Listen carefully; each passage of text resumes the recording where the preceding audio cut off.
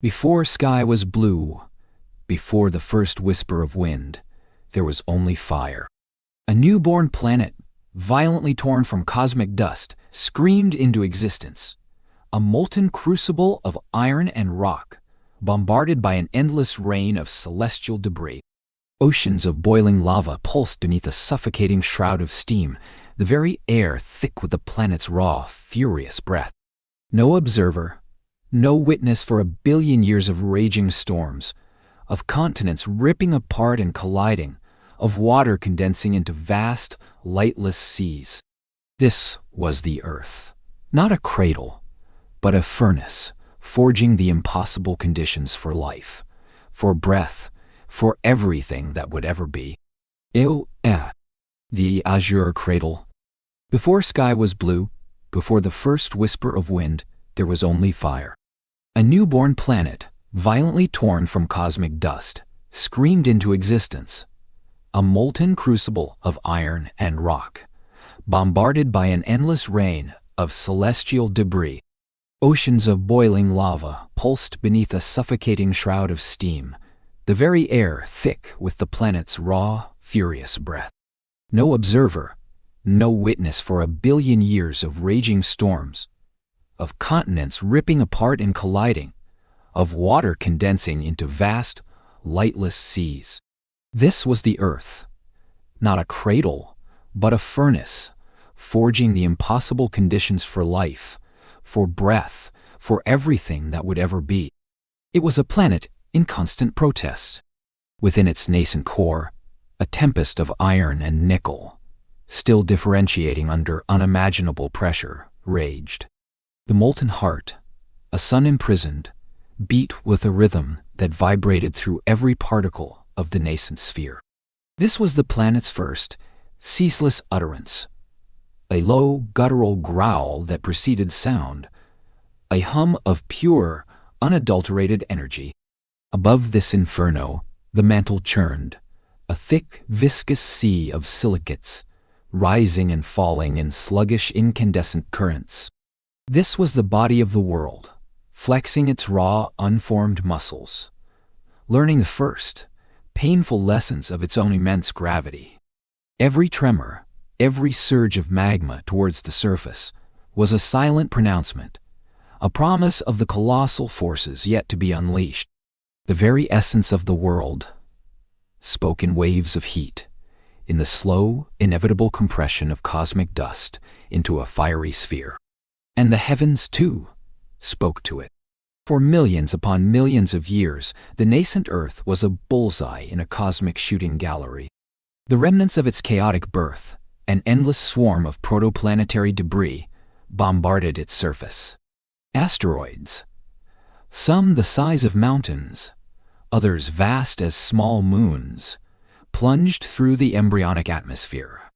There was no sky to speak of, only a choking veil of superheated gases, through which the incoming projectiles announced their arrival with incandescent streaks, before exploding in cataclysmic impact. Each collision sent colossal shock waves rippling through the molten surface, creating momentary colossal craters that instantly dissolved back into the churning lava sea.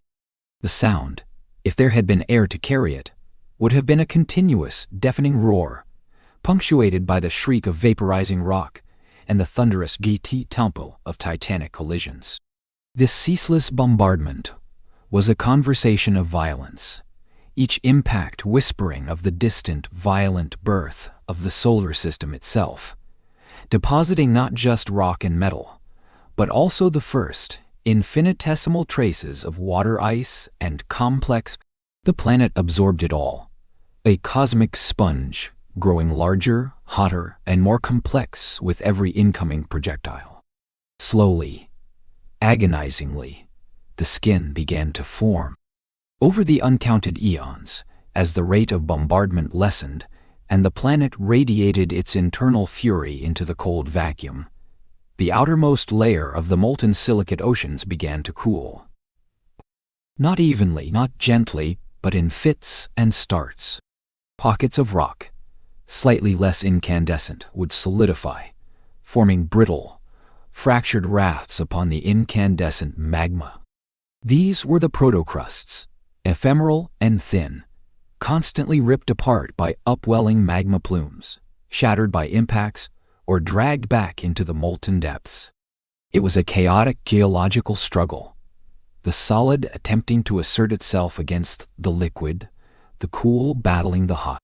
The air itself, a furnace of volcanic gases, steamed and hissed, exhaling the planet's internal turmoil into a suffocating orange-red shroud.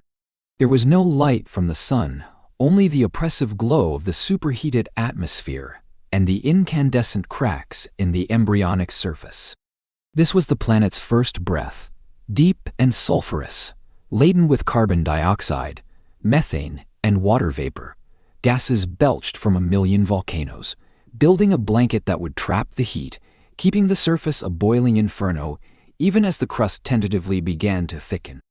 The nascent Earth groaned, a low tectonic hum that vibrated through the newly forming lithosphere, each tremor a testament to the colossal forces struggling within. Then came the change. Insignificant at first, a whisper of a shift in the balance.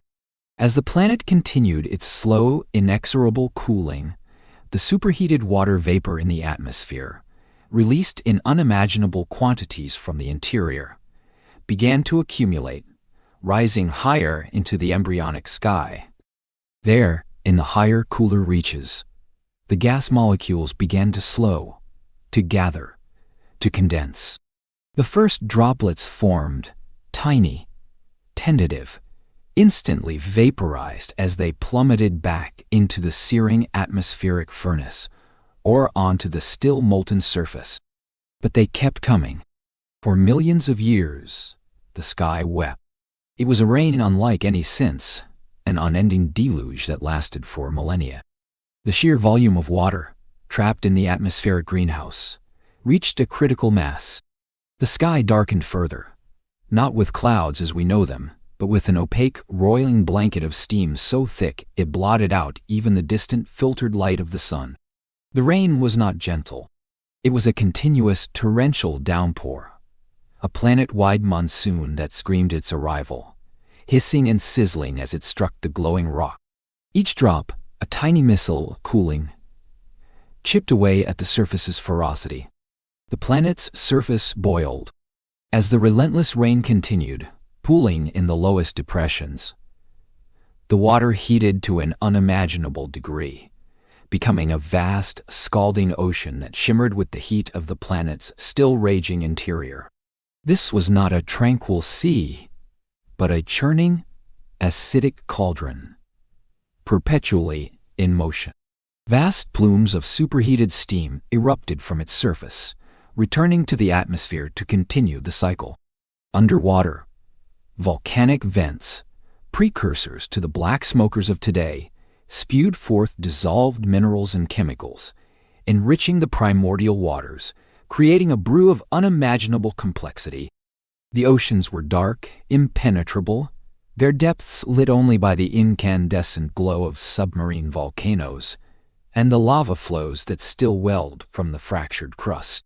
The water whispered of possibilities, of chemical reactions, of elements finding new partners in the vast, dark expanse.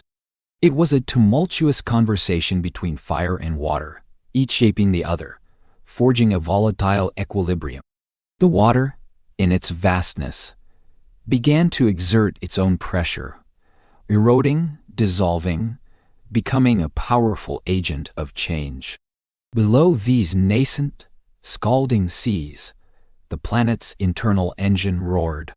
The crust, no longer a mere film, began to thicken and differentiate. Driven by the colossal convection currents in the mantle, it fractured into the first rigid plates, microcontinents, small and numerous, adrift on the viscous depths. This was the birth of plate tectonics, the grand, grinding mechanism that would endlessly reshape the planet's surface. These early plates moved with a fury unmatched in later eons, tearing apart, colliding with cataclysmic force, one diving beneath another in fiery subduction zones. Mountain ranges, temporary and immense, were pushed skyward, only to be eroded by the ceaseless rain and swallowed by the relentless churn of the mantle. Volcanoes, not just isolated peaks, but vast, fissure eruptions, bled lava across the surface and beneath the burgeoning oceans, adding new crust, recycling old. The Earth was not merely cooling.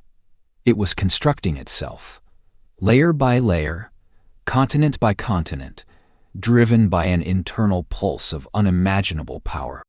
The grinding of the plates was the planet's structural dialogue, a constant reshaping, a forging of the very foundations upon which all future existence would rest. The Hadean, the Aeon of Hades, was an epoch of violent genesis. It was a time when the Earth forged its very identity in fire and water, a billion years of unrelenting struggle. The molten core, still fiercely hot, continued its slow cooling, its magnetic field beginning to strengthen, an invisible shield against the cosmic winds. The crust, now a patchwork of igneous rock, was still thin, still susceptible to the planet's violent convulsions. But it was there, a solid foundation.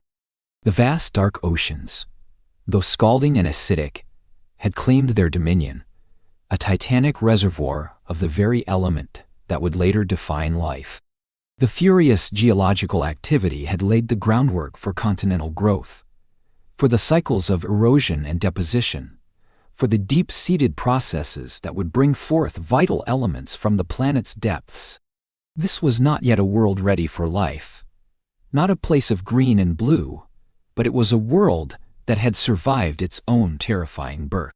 It had absorbed the cosmic blows, wrestled with its own internal fires, and begun the long, arduous process of sculpting itself into a habitable sphere. Scarred, still roaring with internal energy, the Earth stood, a testament to its own resilience, ready for the long, slow, incredible unfolding of its destiny. The silence, when it came, was not an absence, but a deep, resonant hum, the planet settling into its powerful, primordial rhythm, whispering the promise of what was yet to be. The first breath. The screams had softened, the furnace begun its long, slow sigh. Billions of years had passed since the first violent sundering, since the molten heart of a nascent world pulsed under a sky choked with vaporized rock and metallic rain. Now, the tempestuous shroud had thinned, revealing not stars, but the raw, unblinking glare of a sun that looked down upon an ocean of perpetual twilight. Water, finally cool enough to coalesce, had fallen for epochs, carving abyssal canyons into the still steaming crust, gathering into lightless shallow seas whose surface boiled with constant evaporation and condensation, a never-ending cycle. Beneath the churning, carbon-rich surface, far from the sun's distant, filtered rays, a new kind of calm settled. Pressure here was a suffocating blanket, light an alien concept. This was a realm of eternal night, where the only illumination came from the planet's own tortured depths. Along the jagged, freshly formed rifts of the ocean floor, where tectonic plates groaned and shivered, strange structures began to rise. Like black, skeletal fingers reaching for an unseen ceiling, these were the hydrothermal vents, spewing forth plumes of superheated, mineral-rich water, a noxious brew of hydrogen sulfide, methane, iron, and an untold cocktail of dissolved metals. Here, in this chemical cauldron, under unimaginable pressure, against all odds, the impossible began to stir. Not life as we understand it, not yet, but a whisper of organized matter, a trembling in the primordial soup. Within the labyrinthine crevices of the black smokers, where gradients of heat and chemical concentration were steepest, where microscopic pockets offered sanctuary, molecules began to find affinity. Amino acids linked, forming rudimentary proteins. Fatty acids assembled into fragile membranes, enclosing pockets of possibility, shielding their nascent chemical reactions from the violent churn outside. It wasn't a spark, not a flash of lightning that ignited a Frankensteinian monster. It was a slow, insistent creep, an almost inevitable consequence of the raw ingredients, the searing heat, the catalytic minerals. Like a cosmic instruction manual, the laws of physics and chemistry dictated that if these conditions persisted, self-assembly would occur. And occur it did. Within these mineral chimneys, protected from the crushing weight and the ceaseless chaos, the very first whispers of organized existence began to resonate. They were not alive in any sense a modern eye would recognize. They were simply gathering, impermanent, fleeting, yet capable of an astonishing feat: replication. These were the prokaryotes, the earliest ancestors of everything. Minuscule sacs of membrane, housing a jumble of genetic material, a primitive code, a blueprint of their own fleeting existence. They were anaerobic, thriving in the complete absence of oxygen, which would have been a deadly poison to them. Their world was a world of chemosynthesis, drawing energy from the very chemicals that flowed from the vents, the sulfurous breath of the planet itself. They clung to the vent walls, forming slimy, iridescent mats, a thin, persistent film that coated the rocks. They drifted in the abyssal currents, invisible except in their vast, cumulative effect. Their existence was a testament to sheer, unyielding will. They did not think, did not feel, yet they proliferated with an relentless hunger. Every division was a victory. Every molecule assimilated a triumph. For millions of years, then hundreds of millions, this was the sum of life on Earth. A silent, unseen empire of the microscopic. A bacterial kingdom spread across the ocean floor, devouring, replicating, existing. They were the planet's first true inhabitants, its first settlers, laying the foundational bricks of an unimaginable future. But the planet was still restless, still shaping itself. The sun, though distant, continued its relentless output of energy. And in the shallower reaches of the primordial oceans, closer to that faint, diffuse light, another revolution began to brew. Some of these ancient, single-celled organisms, through untold mutations and chance encounters, stumbled upon a new trick. They learned to harness light, not the scorching infrared of the vents, but the cool blue-green wavelengths filtering down from the surface. They developed pigments, simple molecular antennae capable of capturing photons and converting their energy into chemical fuel. This was the dawn of photosynthesis. The earliest photosynthesizers were still anaerobic, using hydrogen sulfide or other simple compounds as electron donors, not water. They were the purple and green sulfur bacteria, painting unseen swaths of the shallow seas in their subtle hues. But even this rudimentary form of photosynthesis was a game-changer. It freed life from the confines of the vents, opening up vast new territories in the sunlit upper layers of the ocean. The microbial mats thickened, spreading across submarine plains, forming immense, layered structures called stromatolites, fossilized remnants of which still bear witness to these ancient pioneers. Then came the true alchemists, the architects of a planetary transformation so profound it would become known as the Great Oxygenation Event.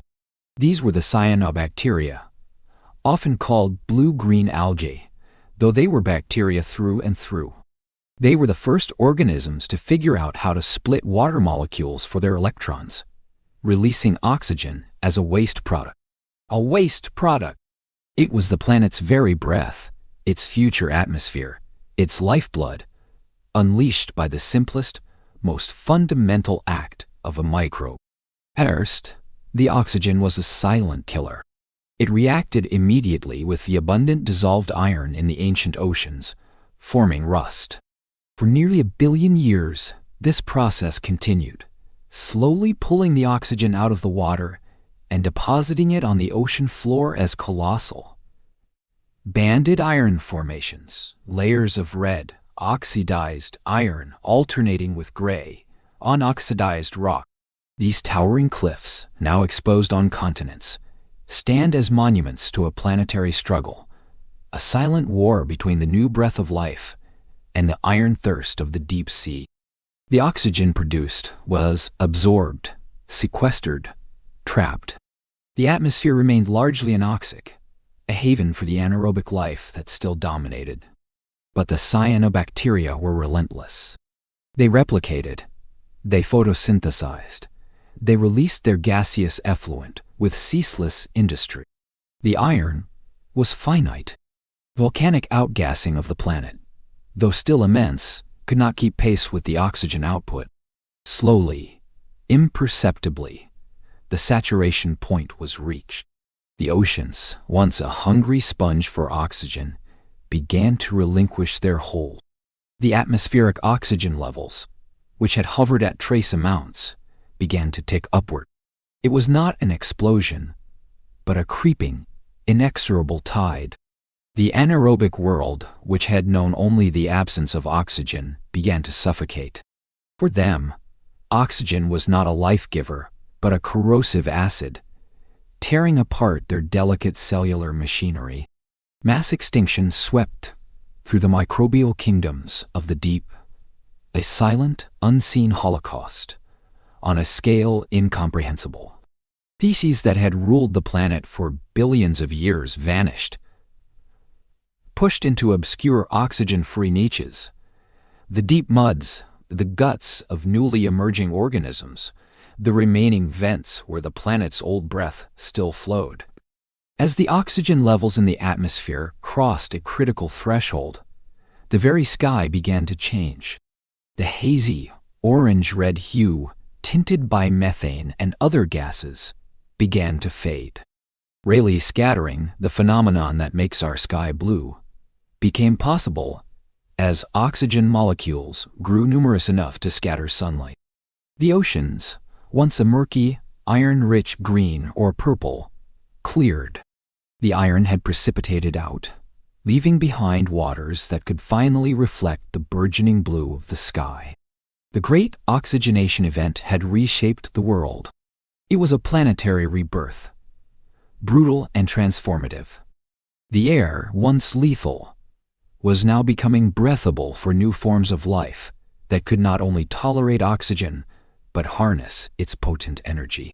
It was a catalyst for complexity, a vast energetic gift that would fuel the evolution of every creature to ever draw breath on this planet. The Earth, which had begun as a furnace, and then settled into a stew of chemosynthesis, now had a new breath to learn. A profound, world-altering exhalation, courtesy of the humblest, most persistent pioneers, had irrevocably shifted the course of planetary destiny. The stage was set, not for humans, but for the next great act, the rise of a new oxygen-dependent world. Silent worlds, ancient shores. The Earth, a swirling sapphire in the cosmic black, had long been a whisper. Billions of years had spun away in the slow, grinding turn of tectonic plates, in the relentless erosion of nascent continents, in the patient alchemy of oceanic currents. For an eternity, life had remained a secret, confined to the microscopic, a vast, unseen tapestry of bacteria and archaea, masters of their ancient domain. They had weathered cosmic impacts, transformed the very atmosphere, and built monumental reefs of stromatolites that still dotted the shallow seas like calcified brains. But the great symphony of life, the overture of which had begun in primordial soups, was about to gather its first true, resounding crescendo. This was the Proterozoic eon, stretching back from some 541 million years ago to a staggering 2.5 billion years in the past. It was a time of immense, almost unbearable patience. The sun, a steady furnace, warmed waters that shimmered with the single-celled, the simple, the profound. But beneath that tranquil surface, An unseen revolution was brewing. The quiet hum of prokaryotic life, efficient and ubiquitous, was on the cusp of a transformation that would shatter its ancient monopoly. Imagine a world where complexity was a radical idea, where the very blueprint of life was about to be rewritten. For nearly 2 billion years, life had operated without a nucleus, without mitochondria, without the intricate internal architecture that defines almost every creature visible to the naked eye today.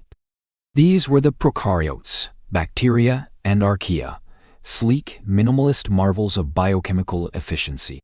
They were the world's first successful pioneers, painting the oceans with their silent metabolic processes, drawing energy from light, from chemicals, from the sheer, raw potential of their environment. They had created the oxygenated world we breathe, a world that, ironically, had been a poison to many of their ancestors. Then came the singular, momentous gamble, the eukaryotic leap. It wasn't a sudden burst, but a prolonged, improbable dance of coevolution. Picture a predatory archaeon, perhaps an ancient, amoeba-like entity, reaching out with pseudopods in the primordial broth, encountering a smaller, oxygen-breathing bacterium. Instead of devouring it entirely, instead of simply digesting it for fuel, something unprecedented happened. The bacterium persisted, enclosed but not consumed, a living engine within its host. A partnership born of necessity and opportunity began. This was endosymbiosis, the cell within a cell. The engulfed bacterium, over countless generations, evolved into the mitochondrion, the powerhouses that fuel nearly all complex life. Later, in another line, a cyanobacterium was similarly incorporated, becoming the chloroplast, allowing plants and algae to harness the sun's energy directly. This wasn't merely absorption. It was assimilation, a profound biological merger that blurred the lines between individual and collective. The implications were staggering. With these specialized internal organs, these organelles, eukaryotic cells, gained efficiency, resilience, and, crucially, size. They could grow larger, process energy more effectively, and begin to develop intricate internal structures that allowed for greater specialization. The nucleus, a protective vault for the genetic code, provided a central command center. The endoplasmic reticulum, the Golgi apparatus, the vacuoles, each offered new capabilities, new ways to store, process, and transport life's essential components. It was like upgrading from a rudimentary single-cylinder engine to a finely tuned, multi-geared machine. Yet, even with these profound internal advancements, the Earth remained largely a single-celled world for a long, long time. The complexity was there, but it was hidden, microscopic. The sheer vastness of the Proterozoic demanded patience. It was an eon punctuated by some of the most dramatic climate shifts Earth has ever known. The Cryogenian period, infamous for its snowball Earth events. Imagine a planet draped in white from pole to pole. The oceans, almost entirely frozen, save perhaps for narrow equatorial bands of open water or refugia around volcanic vents. Ice sheets kilometers thick, crushing and grinding, reflecting sunlight back into space, perpetuating the deep freeze. This wasn't just a prolonged winter. It was an epochal, geological event, a planetary deep freeze that lasted for millions of years. Life, though resilient, was pushed to its absolute limits, confined to shrinking pockets of liquid water, surviving on the thin edges of impossibility. These periods of intense environmental stress, paradoxically, may have been the crucible in which the next great evolutionary leap was forged. The fluctuating conditions, the scarcity of resources, the sheer pressure to adapt. These forces acted as a relentless selective filter. Only the most robust, the most innovative, the most cooperative would endure. And cooperate they did. The transition from single cells to multicellular organisms was not a sudden burst, but a gradual continuum. First, simple colonies, where individual cells clumped together for mutual benefit. Then loose aggregations, where cells might communicate, but still retain a degree of independence. Finally, true multicellularity, cells specializing, dividing labor, becoming utterly dependent on each other for survival. One cell for sensing, another for movement, another for processing nutrients.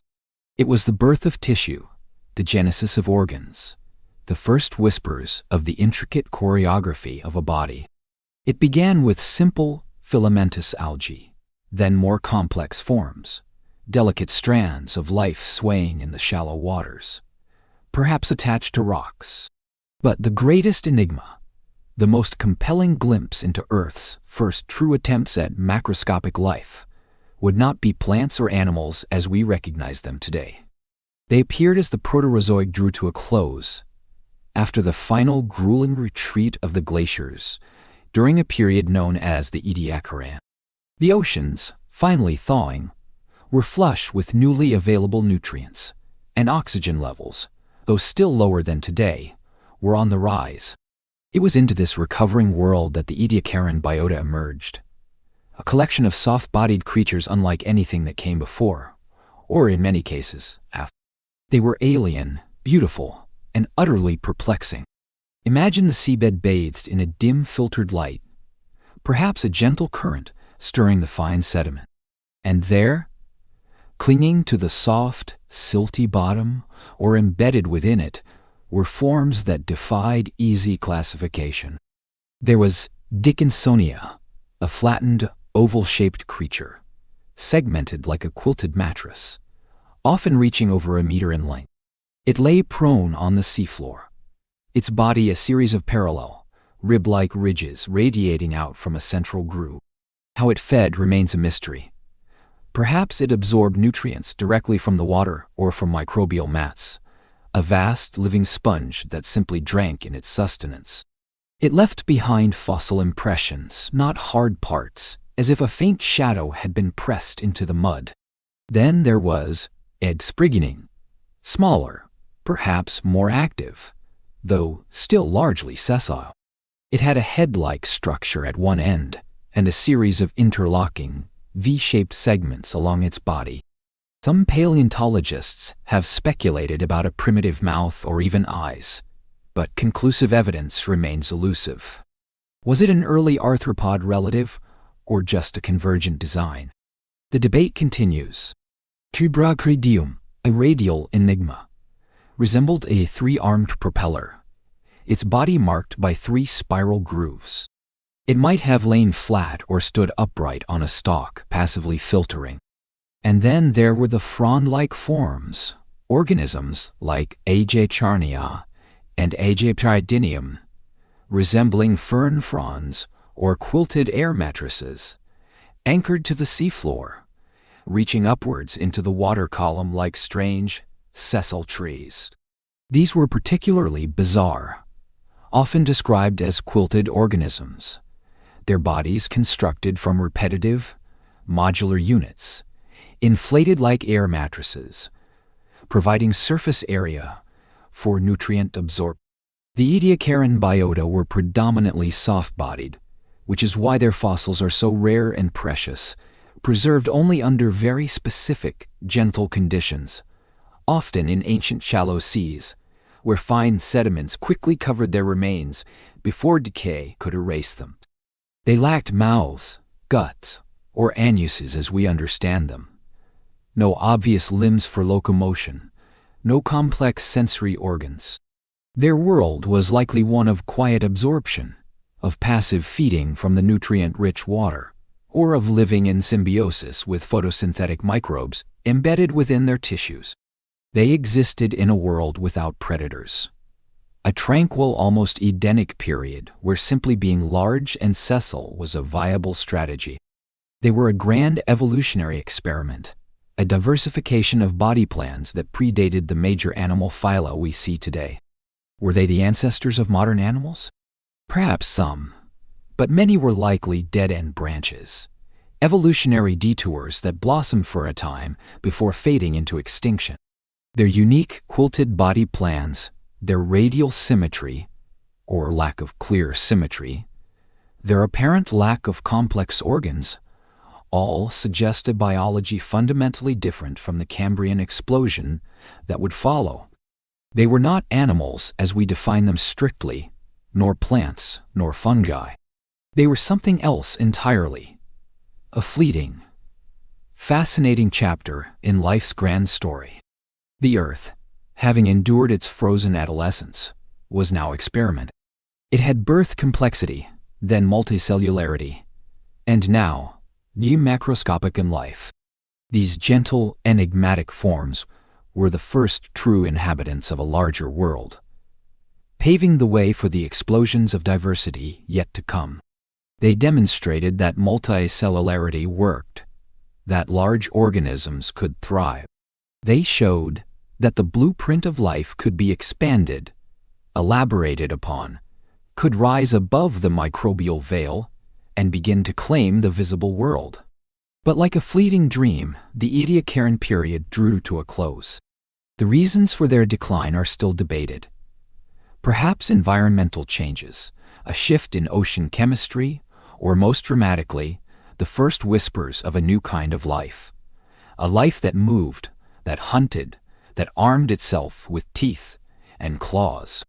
Their quiet, passive world was about to be shattered by the dawn of predation, by the scramble for survival, by the very forces that would define the animal kingdom for all time.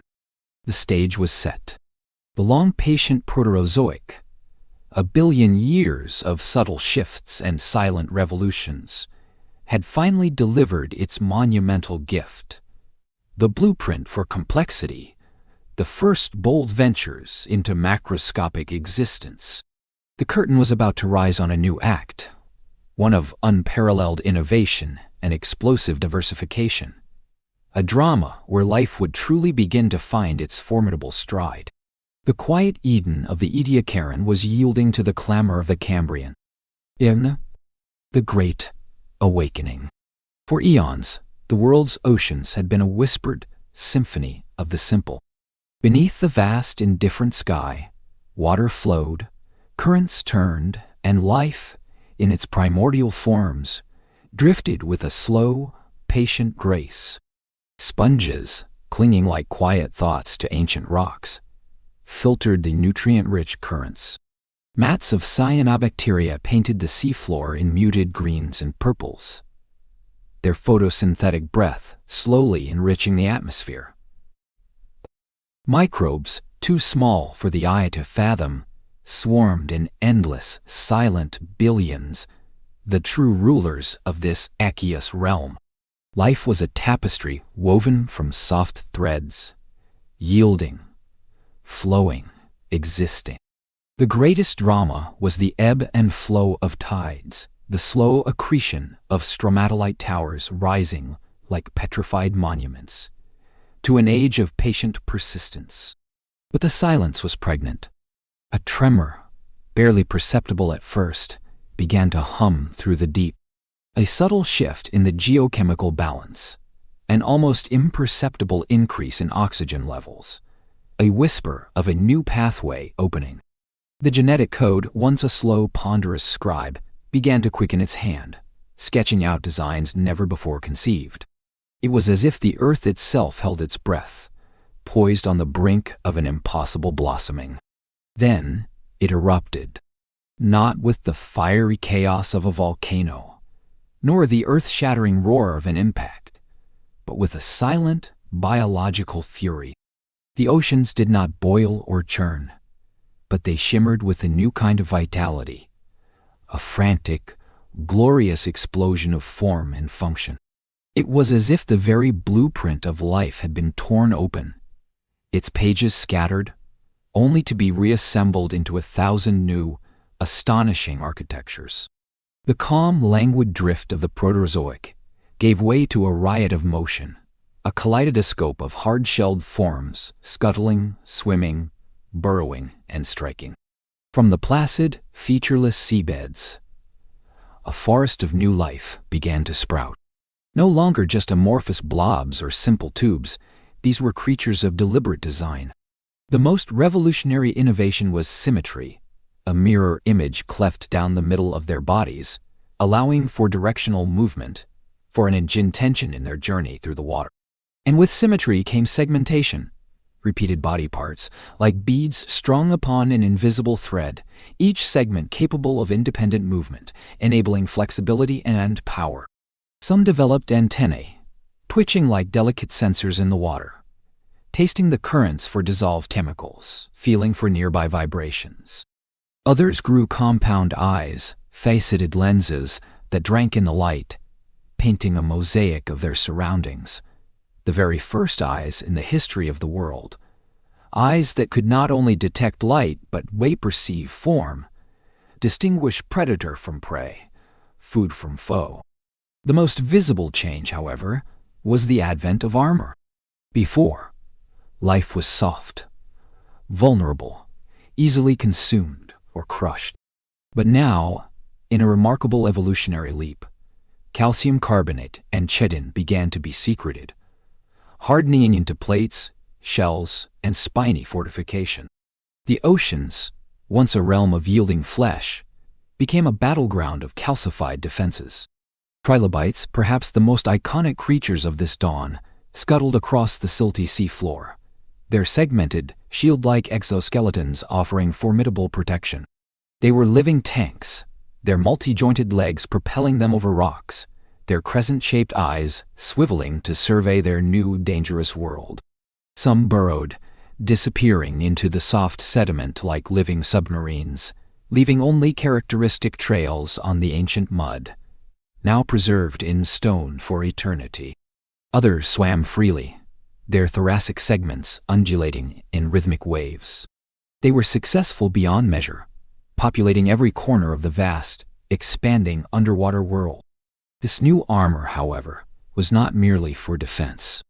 It was a catalyst for a grand, brutal escalation. With hard parts came the ability to crush, and with crushing came predation. The age of passive filter feeding began to recede, giving way to an era of active pursuit, of hunter and hunted, of an ever-accelerating biological arms race.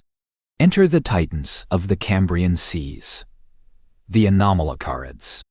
These were not just large for their time. They were utterly alien, magnificent in their predatory efficiency. Anomalocaris, meaning abnormal shrimp, was anything but a shrimp. Growing up to a meter in length, it was an apex predator, a creature of stark, terrifying beauty. Its body was segmented, like the trilobites, but it moved with an almost ethereal grace, propelled by undulating flaps that ran along its sides. At its head, two massive, stalked eyes, compound and keenly perceptive, swiveled, scanning the dimly lit depths. But its most fearsome features were its pair of formidable, segmented, grasping appendages, tipped with sharp spines, which it used to seize and manipulate prey. And behind those, a circular mouth, lined with hard, overlapping plates, strong enough to crush the shells of trilobites and other armored victims. The appearance of Anomalocaris was a cataclysm for those who had previously known only gentle grazers or passive feeders.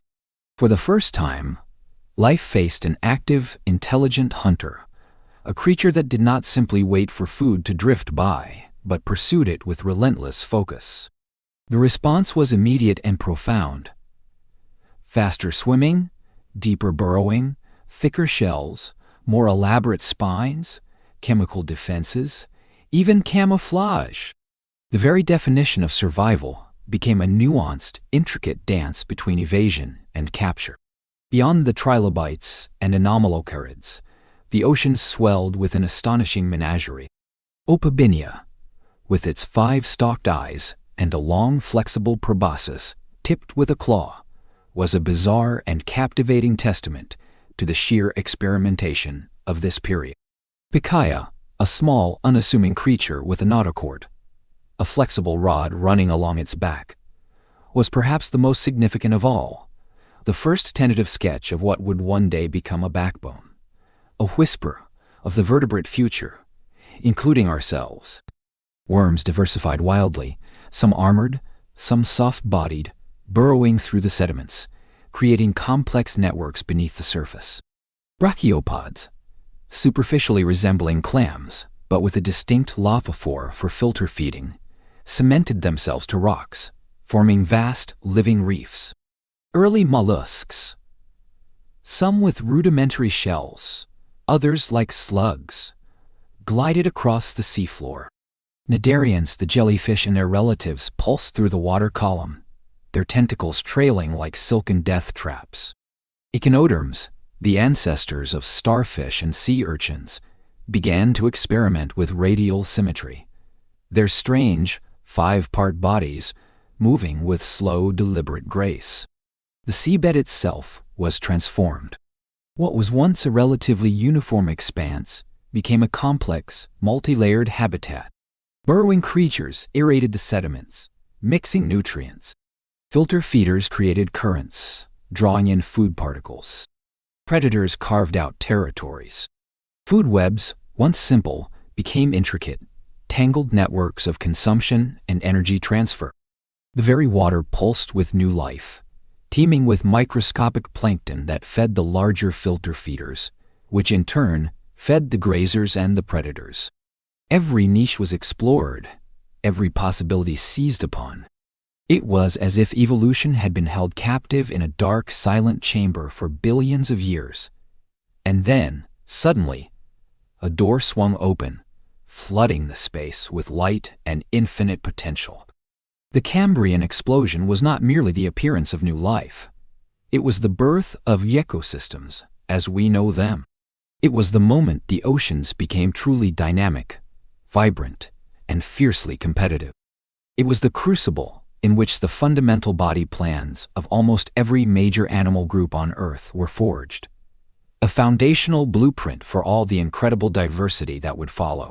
The simple song of the past was replaced by a grand, booming orchestra, playing a complex, endlessly evolving symphony of life. And the Earth, watching its blue waters teem with this frantic, beautiful chaos, was forever changed. Stepping stones. The vast, unbroken blue of the global ocean, for eons the sole cradle of life, stretched to horizons, where the raw, unyielding land rose like a scar. Continents, naked and desolate, lay exposed to the unfiltered fury of the sun and the abrasive breath of the wind. They were monuments of rock, barren plains and jagged peaks that had known only the sculptor's hand of geology, never the gentle, persistent touch of life. But even as the deep waters churned with an ever-increasing diversity of form and function, trilobites scuttling, nautiloids hunting, the first jawless fish navigating the currents, a silent, imperceptible revolution was stirring on the periphery, at the very edge. It began with the almost invisible. In the Ordovician twilight, a thin green film, scarcely discernible to anything but the most patient observer, began to smudge the dampest fringes of the land. These were not the vibrant forests of later ages, nor even the delicate mosses familiar to modern eyes. They were pioneers, desperate outriders of the algal vanguard, clinging to the intertidal zone, where the receding tides left a temporary reprieve from the crushing weight of water, and the sun baked the exposed rock.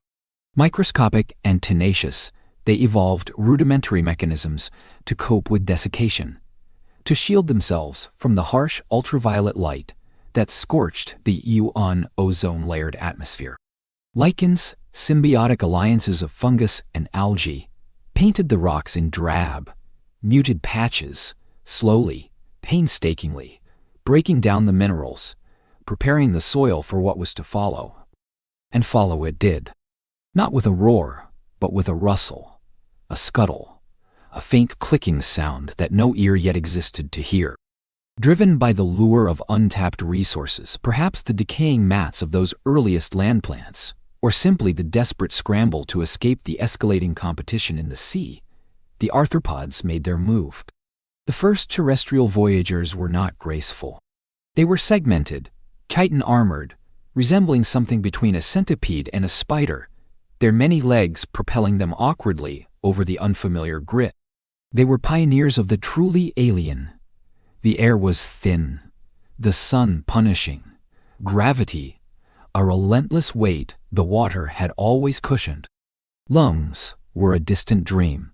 Instead, they adapted gills, keeping them perpetually moist in the damp crevices, or developed primitive tracheae, tubes that allowed air to diffuse directly into their tissues.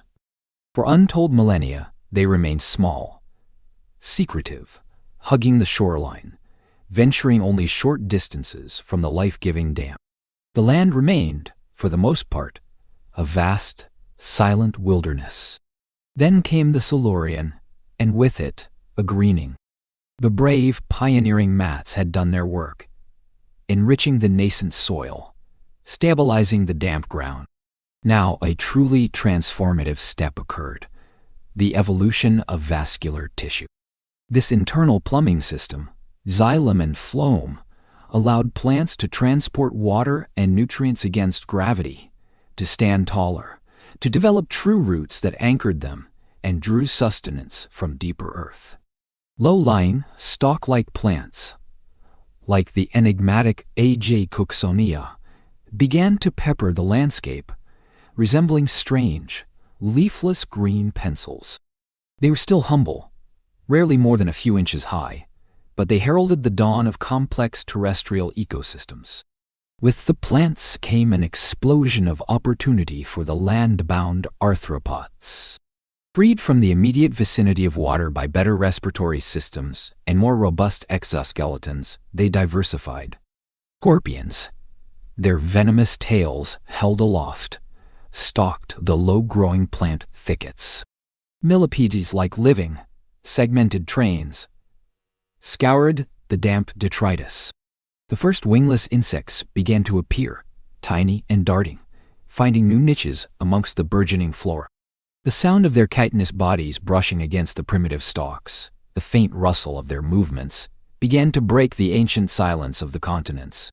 Oxygen levels in the atmosphere, steadily accumulating from the tireless photosynthesis of these terrestrial pioneers and their oceanic forebears, crept upwards, subtly altering the very air that cloaked the planet. The land was still harsh, still unforgiving, but it was no longer utterly desolate. It was alive, though life here was still small, tenacious, and fiercely bound to the damp. Meanwhile, in the oceans, life was not merely thriving, it was exploding. The Devonian period dawned, an epoch that would forever be known as the Age of Fishes. Jawless fish, the simple, cartilaginous forms that had dominated earlier seas, found themselves facing fierce new competition. The evolutionary breakthrough of the jaw, born from modified gill arches, transformed the marine ecosystem. No longer were creatures merely sifting detritus or sucking up small organisms. Now, true predators roamed the depths, capable of biting, tearing, and crushing. Plecoderms, armored fish like the monstrous Ictioduncleostis, grew to sizes unimaginable, their bony plates providing formidable protection, their shearing jaw plates able to cleave through other large fish. Sharks, in their earliest experimental forms, began to patrol the waters, their cartilaginous skeletons allowing for greater agility. But it was the rise of the bony fish that would shape the future.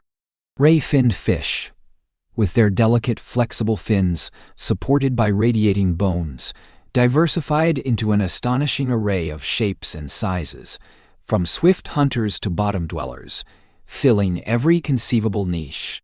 The oceans became a vibrant, often violent, tapestry of scales, fins, and teeth. Yet, among this dazzling aquatic diversity, a particular lineage of bony fish, often relegated to the shallows, the stagnant pools, and the oxygen-poor backwaters, possessed a quiet, unassuming advantage: their fleshy, lobed fins.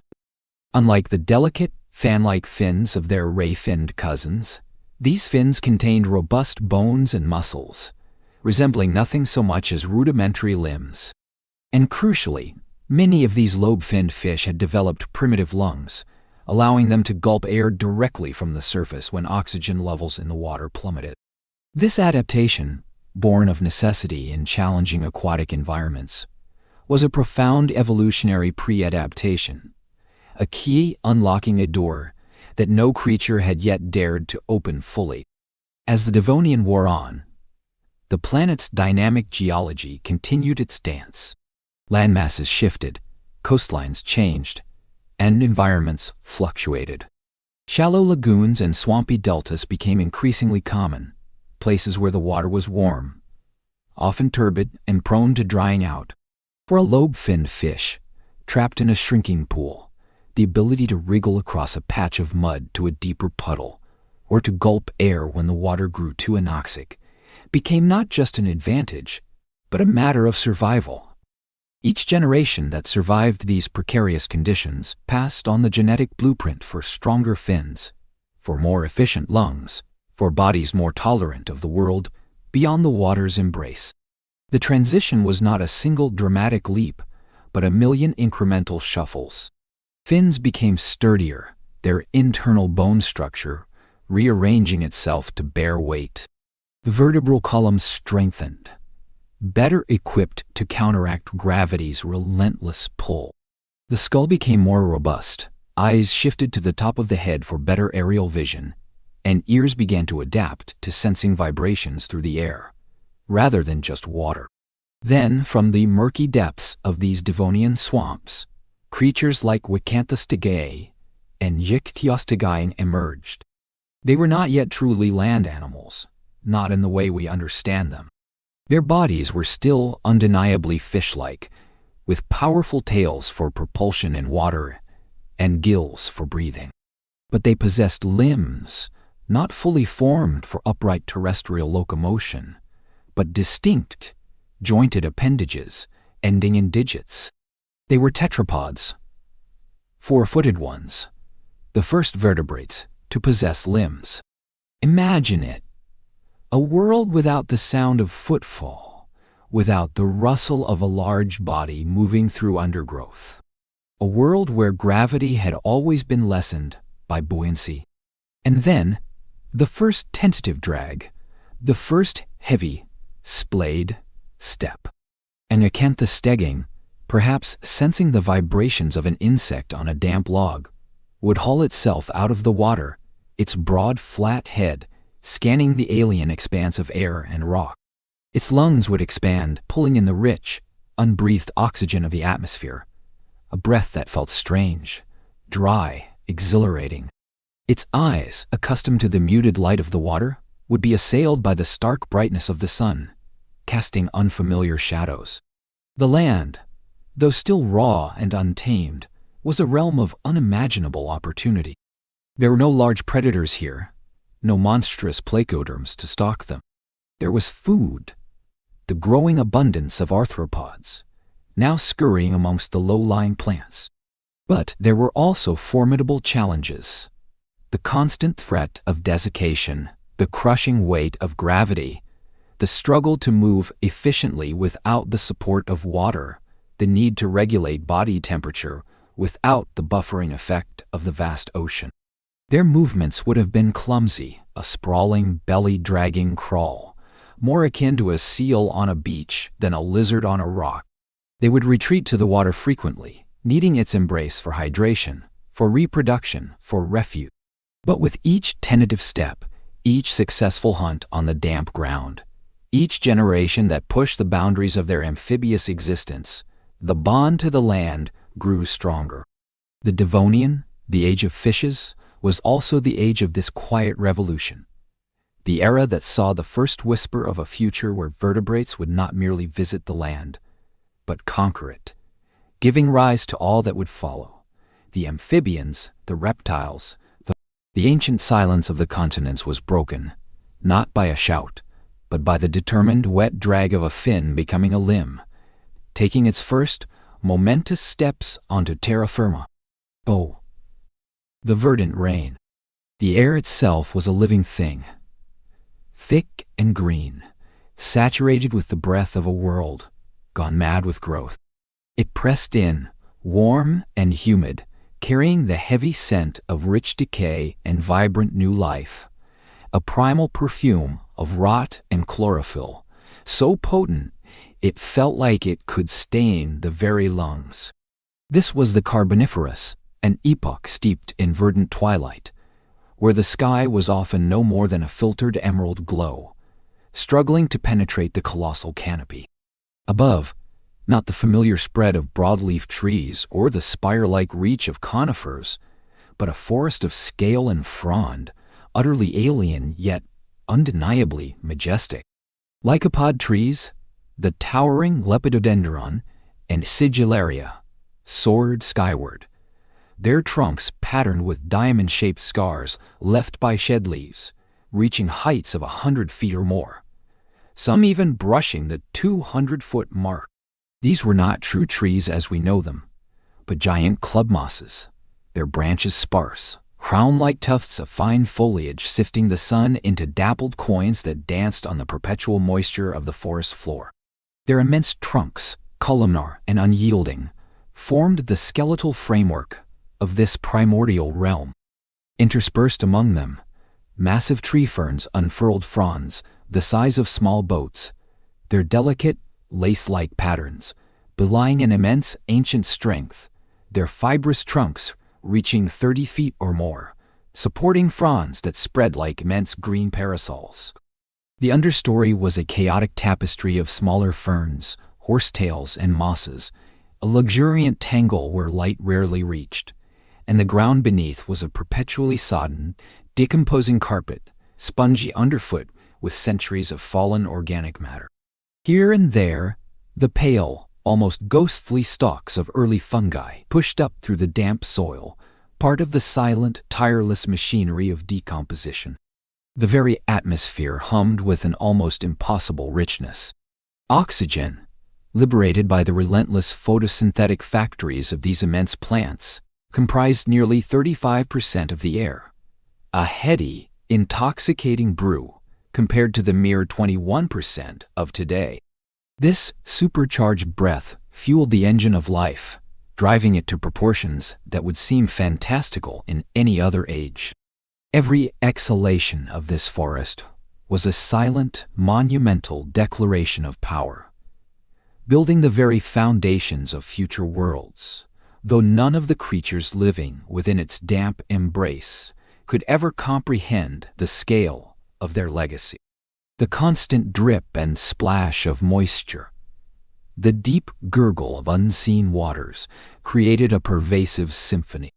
Rivers, wide and slow, snaked through the swamps, their banks choked with vegetation, their surfaces often obscured by algal blooms and floating mats of debris.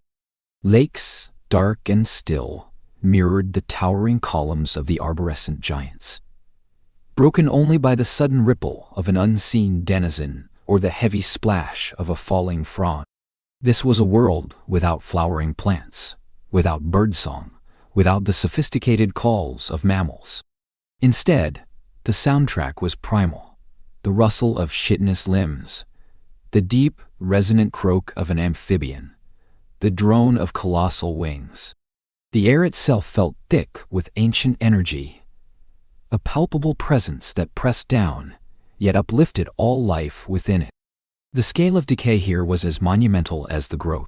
When a giant lycopod, after decades of reaching for the filtered sun, finally succumbed to age or the relentless pull of the boggy ground, it did not merely fall and decompose. Its massive trunk, often several feet in diameter, would sink into the anoxic, acidic waters, slowly becoming compressed under the weight of subsequent generations of plant debris. Layer upon layer, through countless millennia, this organic matter would be buried deeper, subjected to immense pressures and rising temperatures from the Earth's core.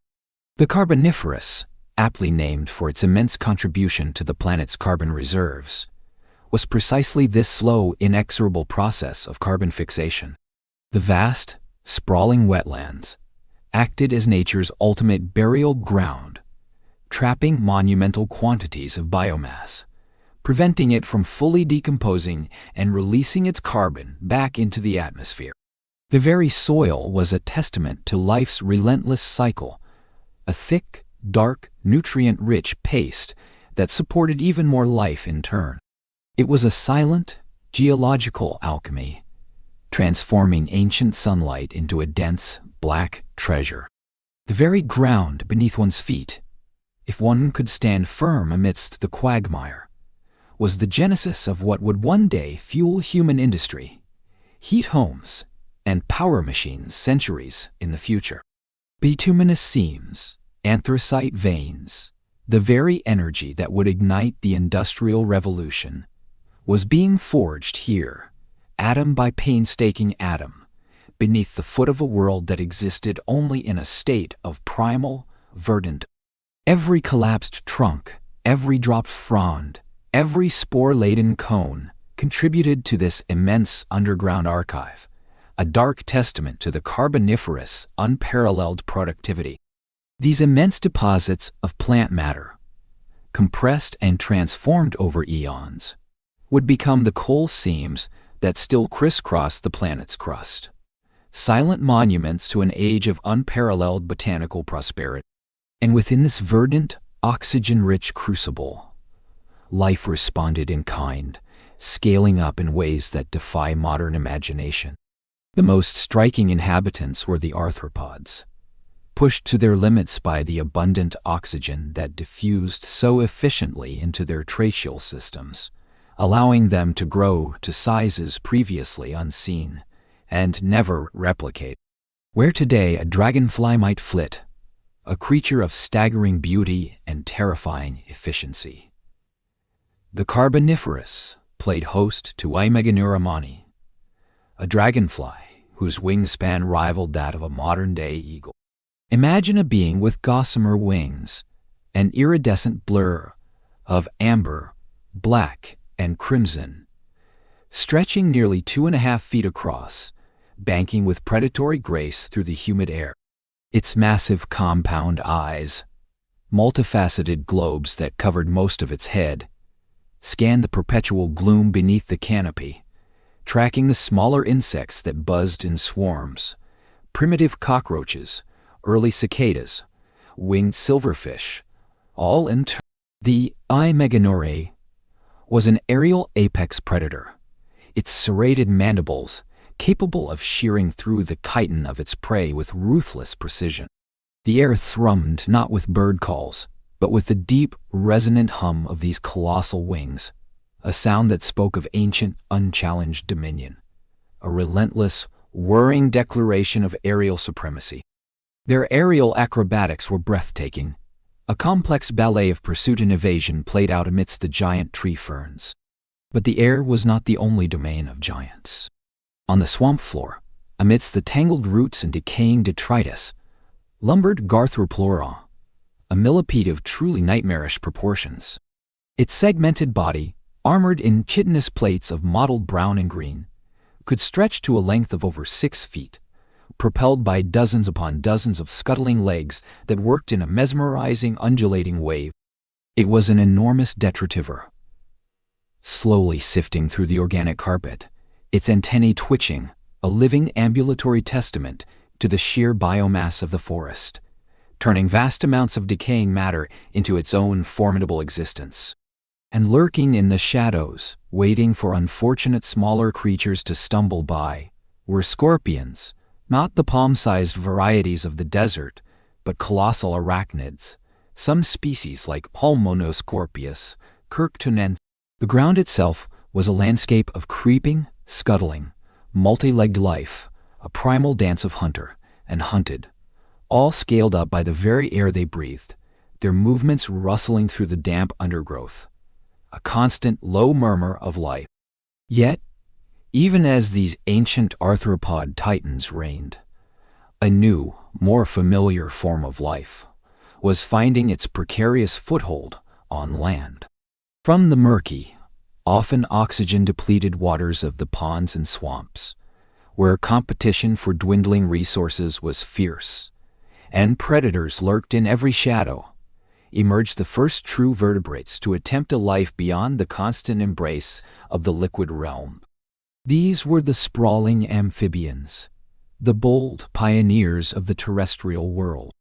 Creatures like Ichthyostegi and Yakanthostegi, distant ancestors to frogs and salamanders, but far more primitive and fish-like, their bodies still bearing clear echoes of their aquatic heritage. Their bodies were still largely aquatic, designed for propulsion through water with strong, fin tails and gill arches that hinted at a recent past. But crucially, they possessed limbs, stubby, muscular appendages, often with digits, that allowed them to awkwardly pull themselves onto the mossy banks, to clamber over submerged logs,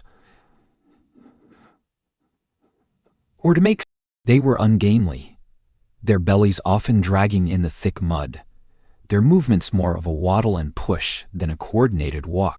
Their skin, still permeable and thin, demanded constant moisture, tethering them irrevocably to the water's edge, a constant battle against desiccation in the humid air.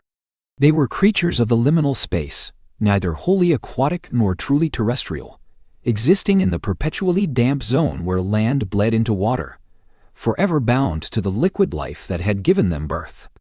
These early amphibians were largely piscivores, snatching fish and smaller invertebrates from the shallows with their broad, toothy mouths.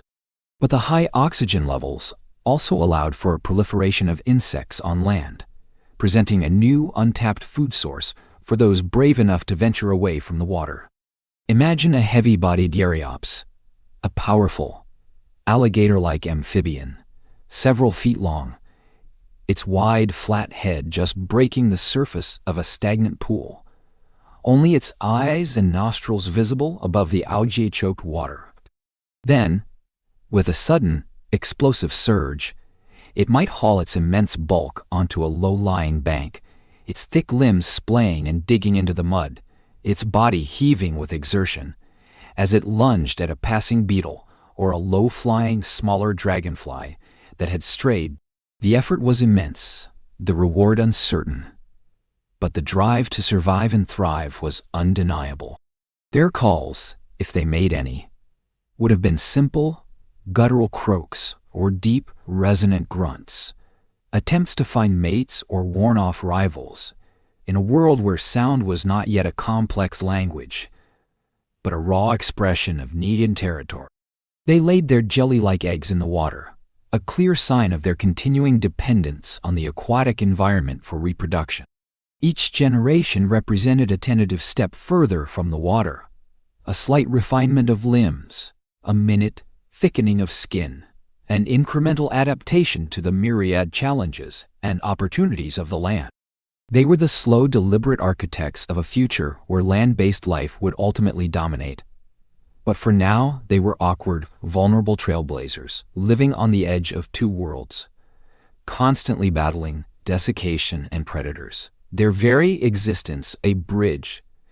The Carboniferous was a world of colossal extremes, gigantic plants and insects, a super-oxygenated atmosphere, and the very ground itself slowly transforming into the fuel for a future no creature could fathom. It was a time of vast green silence, punctuated by the rustle of chitin and the splash of mud. A time when the air itself made giants, and the slow, relentless work of decay laid the foundations for human civilization, thousands of millennia later. This was not a gentle Eden. It was a brutal, efficient ecosystem, driven by the ceaseless cycle of growth, death, and decomposition. Every creature, from the towering lycopod to the scuttling millipede to the lumbering amphibian, played its part in shaping this unique epoch. Their lives, vibrant and brief, against the backdrop of geological time, were etched into the very fabric of the planet, leaving behind a dark, compressed legacy that would one day power entire societies. The coal beds we mine today are not merely fossilized carbon. They are the condensed essence of the Carboniferous, the tangible echo of a world steeped in humidity and giants, a verdant forge where the future was quietly, inexorably being laid down. It was a testament to life's boundless capacity to colonize, to thrive, and to transform the very planet beneath its feet. And as the Carboniferous drew to its close, the stage was set for even greater transformations, for the challenges of drier climes, and the emergence of even more advanced terrestrial forms. But for now, the swamps reigned supreme, a humid, colossal green dream that burned bright, shaping the earth in its own magnificent image. 1. Trials of fire. The world, in the throes of its Permian iteration, breathed a different air. The verdant, coal-forming swamps of the Carboniferous had receded, yielding to vast, sprawling continents coalesced into the super landmass of Pangaea. Arid interiors stretched for thousands of miles, their rust-red sands baking under a sun that seemed to shimmer with a perpetual heat haze. Yet, along the coasts, and fed by ancient meandering rivers, a different kind of life flourished, one less bound by the humid breath of giant ferns, and more adapted to the sturdy resilience of conifers, cycads, and an early, ambitious flora. It was an age of remarkable innovation in the theater of life. The amphibians, once the lords of the mucky swamps, now contended with a rising tide of creatures less tethered to the water's edge, the synapsids. They were not yet mammals as we would come to know them, but the nascent sparks of mammalian essence flickered within their very forms. One saw it in their teeth, no longer a monotonous row of identical cones, but differentiated, specialized, incisors for nipping, canines for tearing, molars for grinding. One saw it in their posture, gradually lifting their bellies from the ground, propelling them with a more upright, energetic gait. And one might even, if one observed closely enough, discern the faint downy precursors of hair on their hides, a whisper of a future where warmth would be generated from within, not merely absorbed from without. Permian belonged to them.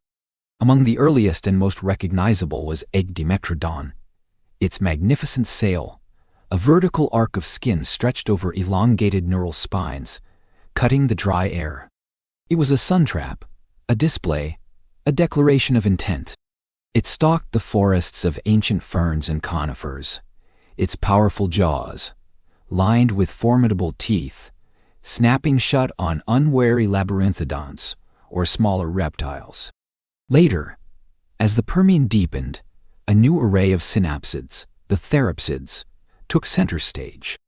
There were the gorgonopsids, apex predators with formidable saber-like canines, their faces a blend of reptilian scowl and something disturbingly mammalian in its intensity. A hulking Ionostrensvia, with its broad, powerful skull and menacing fangs, would have been the terror of its age, dominating the plains like a prehistoric tiger, its very presence a testament to their evolutionary success. Alongside these hunters, a diverse menagerie of herbivorous synapsids flourished. The Dicynodonts, with their distinctive tusks and turtle-like beaks, grazed in herds across the vast landscapes. A Lystrosaurusson, squat and powerful, its barrel-shaped body supporting a tusked, almost porcine head, chewed its cud in the shade of cycad groves. They were varied, adaptable, and their very existence spoke of a world teeming with potential, a burgeoning ecosystem where these innovative creatures held the reins of dominance. Life hummed with a robust energy. The low thrum of cicadas, the rustle of dry leaves under heavy footfalls, the distant roar of a gorgonopsid asserting its territory. These were the sounds of the Permian, a symphony of successful adaptation, a grand, slow dance toward the earth in its profound, patient way, observed. feeling the vibrant life pulsing within its crust, sensing the intricate web that had been spun over eons. It was a time of impressive stability, of deep, enduring cycles of birth, life, and death, the kind that whispered of permanence. But Earth, in its ancient wisdom, also knew the deeper rhythms, the slow tectonic shifts, the volcanic heartbeats that could, with a sudden, devastating surge, rewrite the script of existence itself. Beneath the sprawling, sun-baked plains of Pangaea, far to the north, in what would one day become Siberia, a vast, unimaginably potent force was stirring. For millions of years, pressure had been building, magma churning, a silent, subterranean symphony of destructive power. The first tremors were subtle, barely registering. A slight shift in the composition of the air, a faint, almost imperceptible warmth in the oceans, a subtle souring of the rain that fell far from any visible volcanic vent. The creatures, so attuned to the immediate rhythms of their world, might have felt a faint unease. A gorgonopsid might have found its prey more agitated than usual. A herd of dissonodonts might have milled restlessly, their usual grazing patterns disrupted by an unseen anxiety. Then, the world screamed. It did not begin with a single cataclysmic explosion, but with an unrelenting, monstrous exhalation. Along a fissure stretching thousands of miles across the Siberian landmass, the Earth's crust ripped open, not once, but over and over again, for 1,000,000 years. Molten rock, superheated and laden with noxious gases, surged upwards from the mantle, spilling across the landscape in floods of basalt that buried everything in their path. The Permian was consumed by fire. Rivers of lava, miles wide, flowed across the land, incinerating forests, boiling away lakes, and turning vast stretches of the continent into a desolate, smoking hellscape. But the lava, devastating as it was only the visible herald of the true horror. Each eruption, each monumental release of Earth's molten blood, spewed unimaginable quantities of greenhouse gases, carbon dioxide, methane, sulfur dioxide, into the atmosphere. The sky, once a canvas of blue and shifting clouds, turned sickly gray, then a perpetual choking shroud of ash and toxic fume. The sun became a distant, struggling ember. The consequences were swift and brutal. Global temperatures soared, reaching levels unbearable for most life forms. The oceans, once teeming with a dazzling array of invertebrates, fish, and marine reptiles, began to absorb the atmospheric carbon dioxide, transforming into vast acidic solutions. Shells, calcified structures, vital for countless marine species, dissolved. The very foundation of the marine food web crumbled.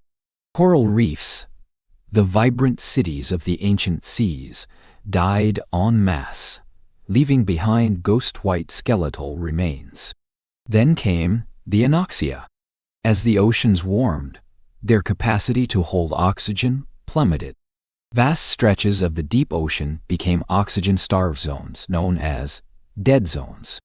Creatures that had survived the acidification found themselves suffocating, their gills burning, their blood deprived of the life-giving gas. Carcasses, untold millions of them, drifted to the surface, painting the oceans a gruesome, slick tapestry of death. The Permian seas became a graveyard, the water turning dark, viscous, and silent, save for the lapping of waves against shores littered with the remains of an entire epoch. Over 90% of all marine species simply ceased to exist. On land, the catastrophe was equally merciless.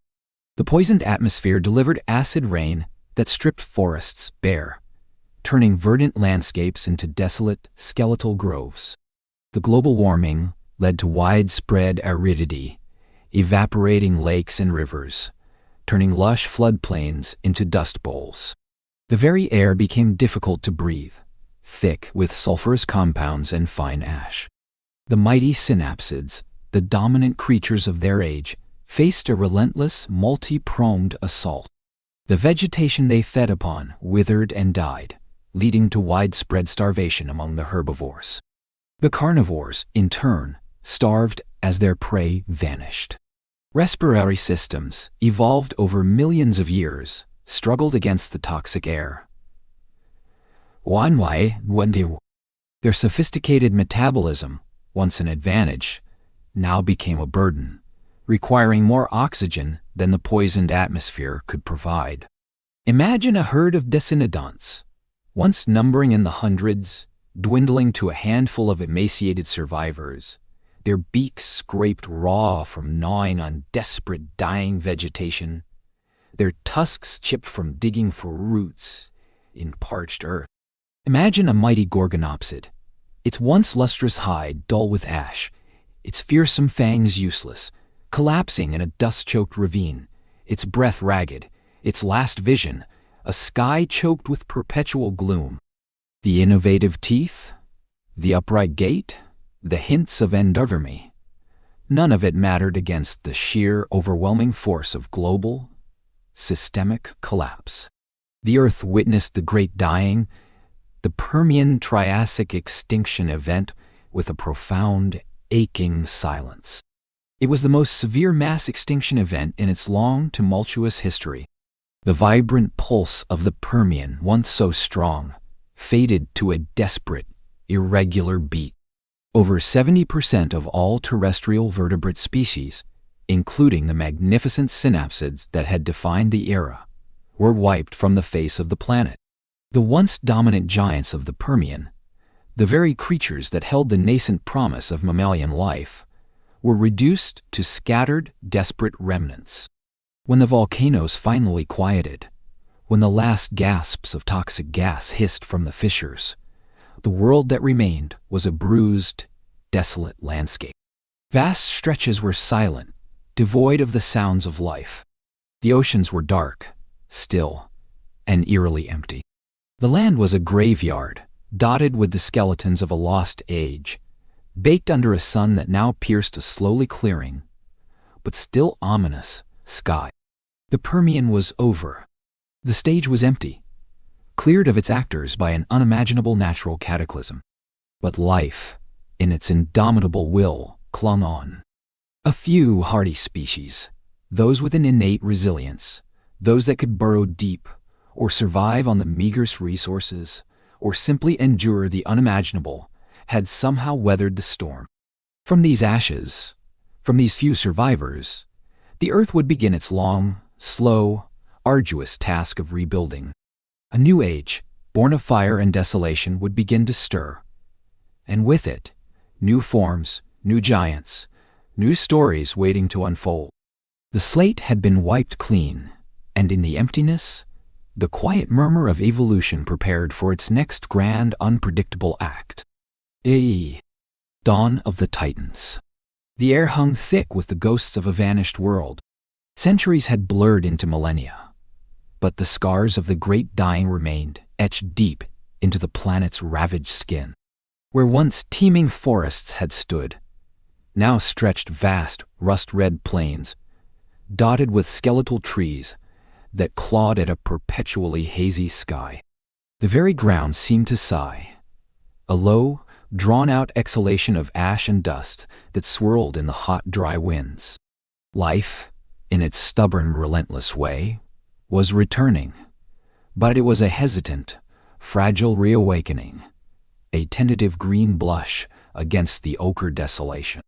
Small, hardy ferns unfurled their fronds in the shelter of rocky outcrops, drawing moisture from the infrequent, violent downpours that scoured the land.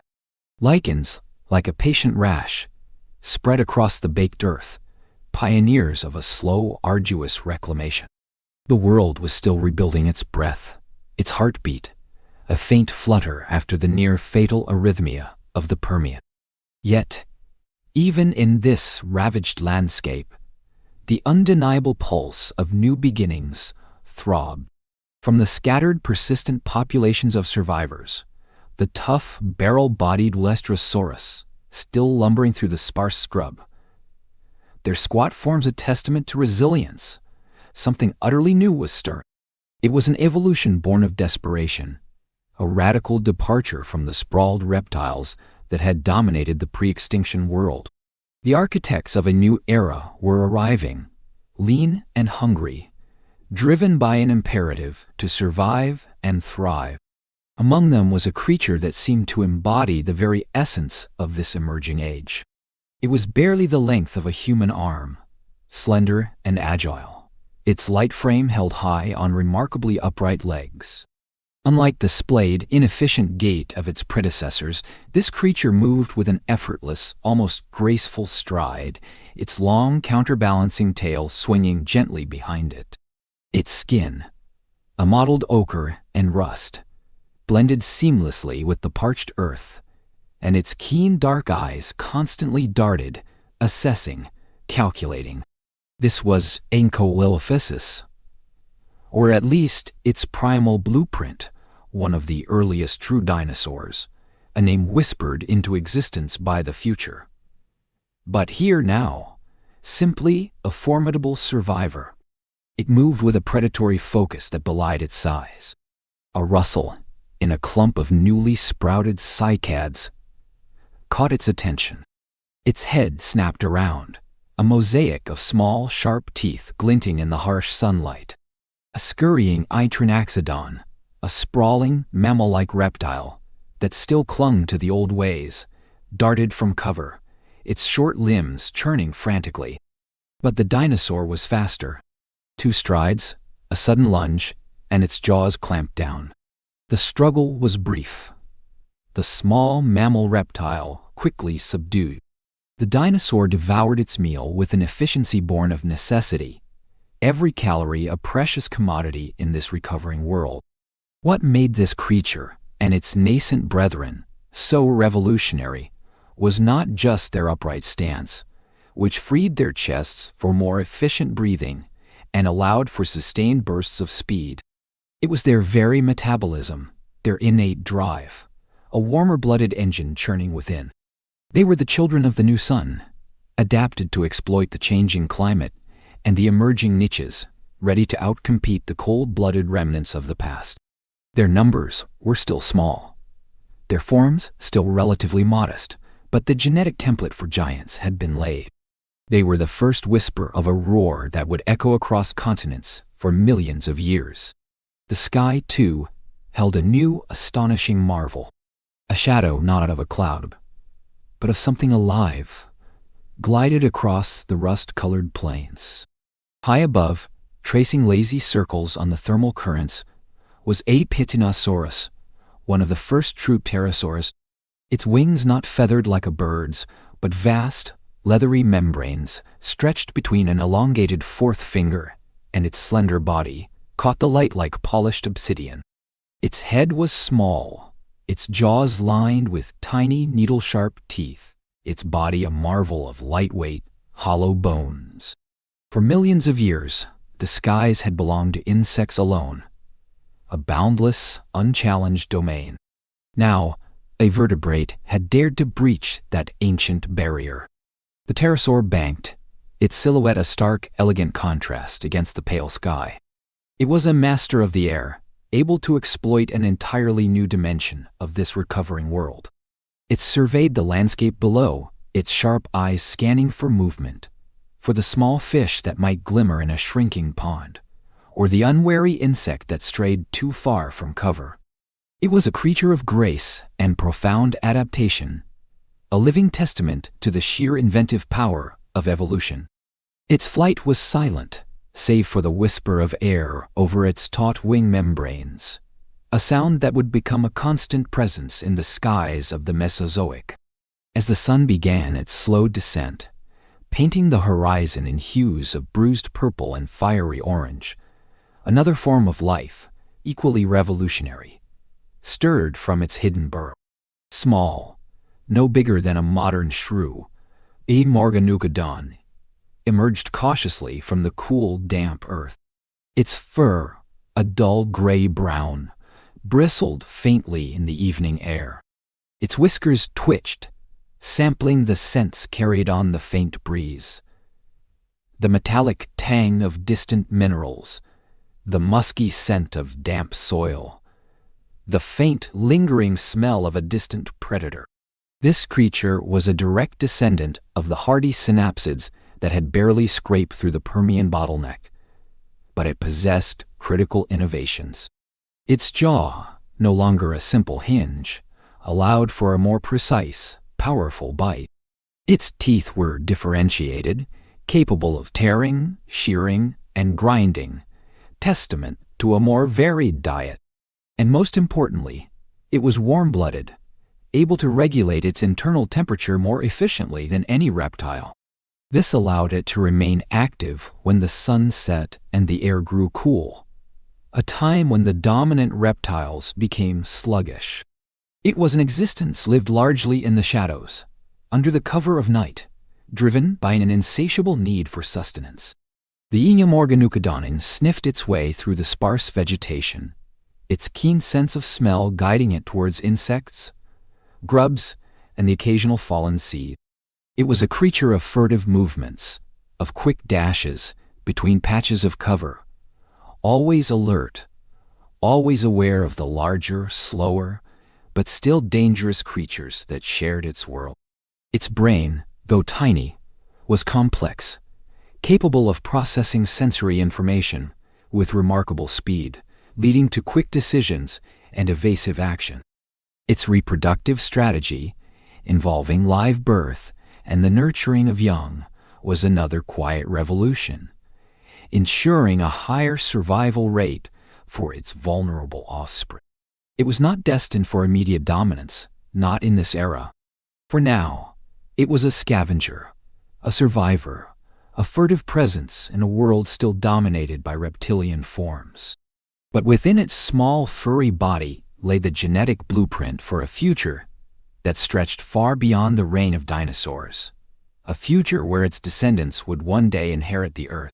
The Triassic was a period of hesitant growth, a slow, arduous recovery. The wounds of the Permian were still raw, but life, in its infinite ingenuity, was finding new ways to heal, to adapt, to flourish. The world was warming again. Vast continents were beginning to drift apart, creating new shorelines and climate zones. The air was richer in oxygen, the landscape slowly greening as new plant species took root. From the ashes, 3 distinct lineages were emerging, each with its own radical solution to the challenge of existence.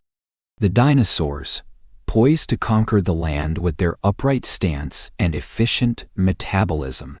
The parasaurs, lords of the new aerial domain, their silent wings patrolling the skies. And the mammals, small and secretive, honing their senses and their wits, waiting patiently in the shadows for their moment to arrive. The Triassic was a symphony of quiet beginnings, of nascent power, of life stubbornly, magnificently, refusing to be extinguished. It was a proving ground, a crucible, where the forms that would define the next geological epoch were forged. The planet was exhaling, a long, slow breath, filling its lungs once more, preparing for the awe-inspiring roar that was yet to come. The stage was set, the first players had emerged from the wings, and the greatest drama of prehistoric life was just beginning to unfold. Nipple, the apex predator's era. The first light of the Jurassic period was not a gentle pastel blush, but a fiery molten gold that ignited the humid eastern horizon. It spilled across a world sculpted by eons of volcanic might, and the patient, ceaseless work of water, painting the colossal ferns and cycads in shades of emerald and jade. The air, thick and verdant, hummed with the unseen energy of countless lives, a primordial symphony of rustling fronds, distant calls, and the low guttural thrum that was the very pulse of the land. This was the age of titans, an epoch of unparalleled majesty, where life had not merely diversified, but had bloomed into forms of breathtaking scale and power. The very ground seemed to tremble, not from seismic unrest, but from the deliberate, ponderous tread of the true masters of this realm. From the mists that still clung to the lowlands, a silhouette emerged, growing larger with every second until it eclipsed the rising sun itself. It was a brachiosaurus, a living mountain of flesh and bone, its long neck soaring towards the heavens like a sequoia in motion. Its head, held high, surveyed the world with ancient, placid eyes, a gaze that had witnessed the slow unfolding of continental drift and the inexorable march of millennia. With a soft, resonant thumpum that echoed across the plains, its colossal forefoot landed, followed by another, and then another, each step displacing tons of earth. Its kin followed, a procession of gentle giants, their collective weight shaking the very foundations of the landscape. They moved towards a cluster of towering conifer trees, their elongated necks reaching effortlessly into the highest canopy, plucking succulent leaves and tender cones with a slow, almost meditative grace. The rhythmic sound of their enormous jaws grinding vegetation was a steady counterpoint to the chirps of unseen insects and the occasional squawk of a forest bird. Their skin, a tapestry of gray and ochre, was rippled with muscle and scar tissue, testament to lives lived in an era when survival was a constant, grand challenge. A younger brachiosaurus, perhaps a decade old but still barely a third the size of its elders, stumbled slightly, its long legs tangling. A low, rumbling bellow from its mother, a sound that vibrated through the air and resonated in the chest, urged it forward. The herd was a moving feast, a living ecosystem in itself, its passage shaping the very contours of the land, flattening undergrowth and leaving trails that would be carved into future riverbeds.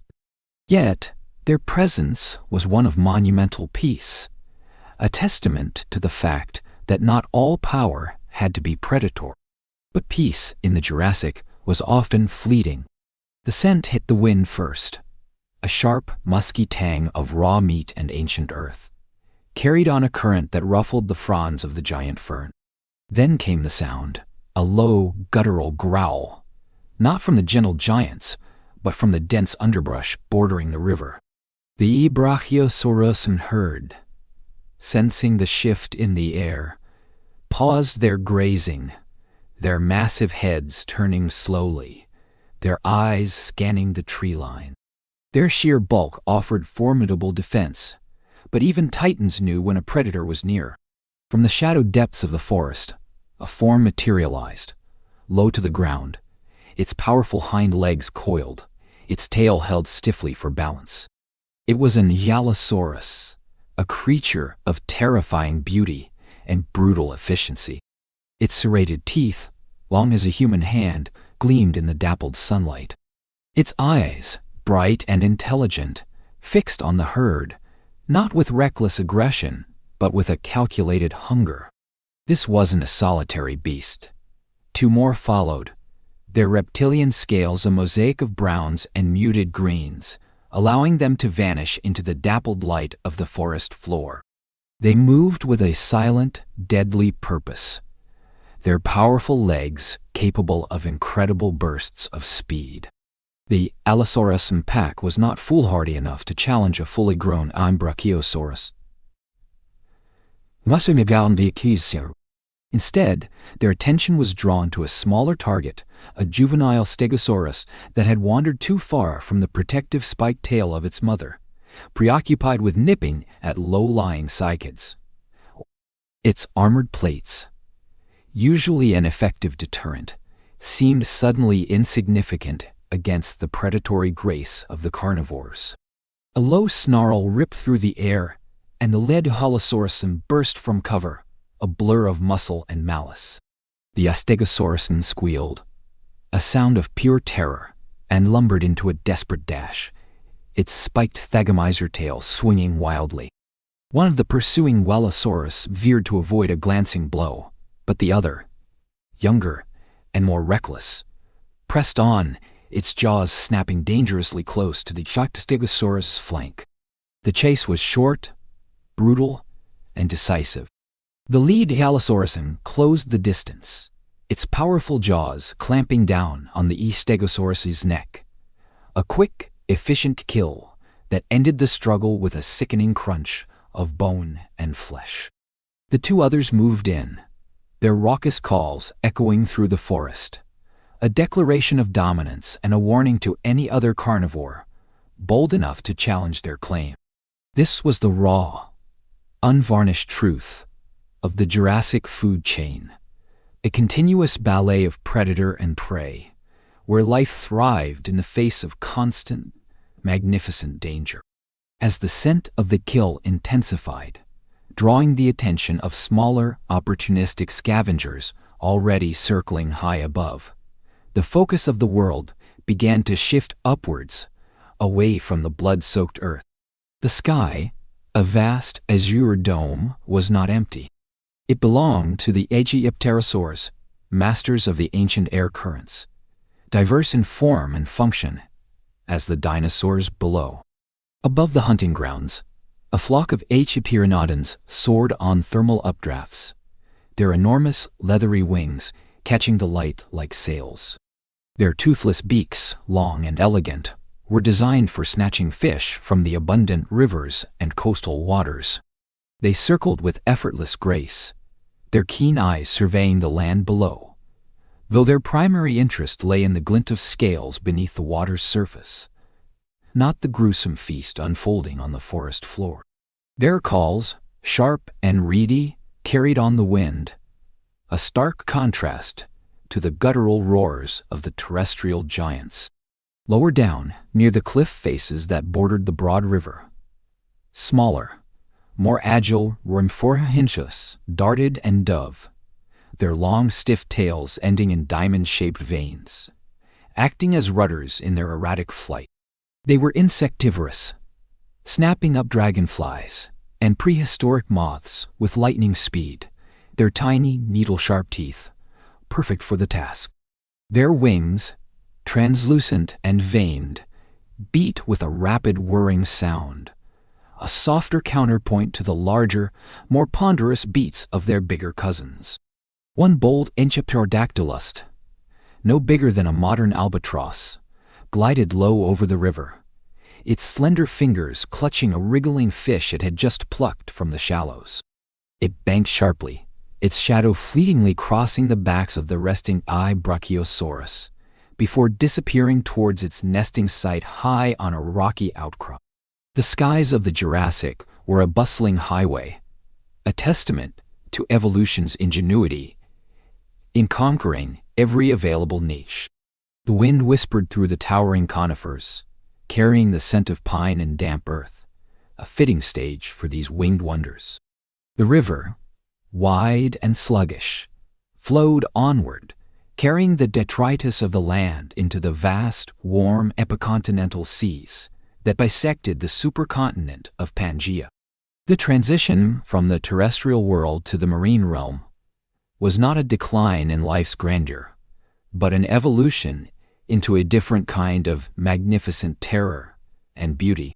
The water, a murky jade near the coasts, deepened into an intense sapphire further out, hiding secrets and wonders far beyond the comprehension of the land dwellers.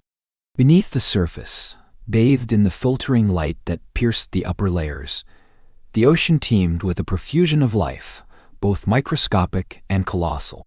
Schools of glimmering ammonites, their spiral shells iridescent, pulsed gently through the water, their tentacles trailing. But they were merely fodder for the true rulers of this liquid empire. A torpedo-shaped form cut through the water with effortless power. It was an ichthyosaur, a reptilian dolphin, perfectly adapted to its aquatic existence. Its massive, crescent-shaped tail propelled it forward with incredible speed, while its dorsal fin sliced through the water with the precision of a knife. Its large, dark eyes, built for seeing in the dim ocean depths, scanned the surroundings for prey.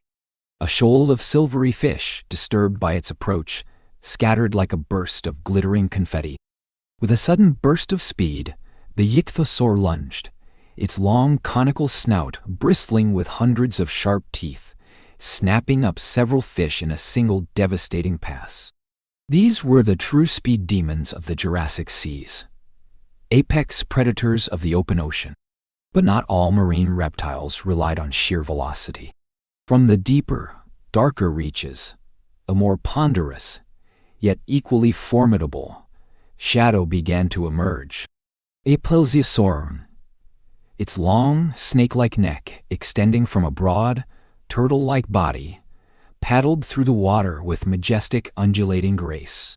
Its four powerful flippers, like immense oars, propelled it through the currents. Unlike the streamlined ichthyosaur, the apelsiosaur was an ambush predator, its elongated neck allowing it to strike at unsuspecting prey from a distance. Its head, surprisingly small for its body, was equipped with rows of interlocking teeth, perfect for ensnaring the slippery fish and cephalopods that formed its diet. As it neared a rocky outcrop encrusted with corals, a group of smaller, bottom-dwelling crustaceans scuttled away into crevices, sensing the immense predator's approach. The apelsiosaur paused, its head swaying slowly from side to side, its ancient eyes taking in its surroundings, a silent sentinel of the deep. The rhythmic churning of the ocean currents, the constant ebb and flow, underscored the profound interconnectedness of this ancient world. Patti. The plankton fed the ammonites fed the fish, and the fish, in turn, fed the ichthyosaurs, and apelsiosaurs gaitot. The very rivers that carved paths through the land, feeding the plants that nourished the brachiosaurus, also carried nutrients to the coastal waters, enriching the marine ecosystems.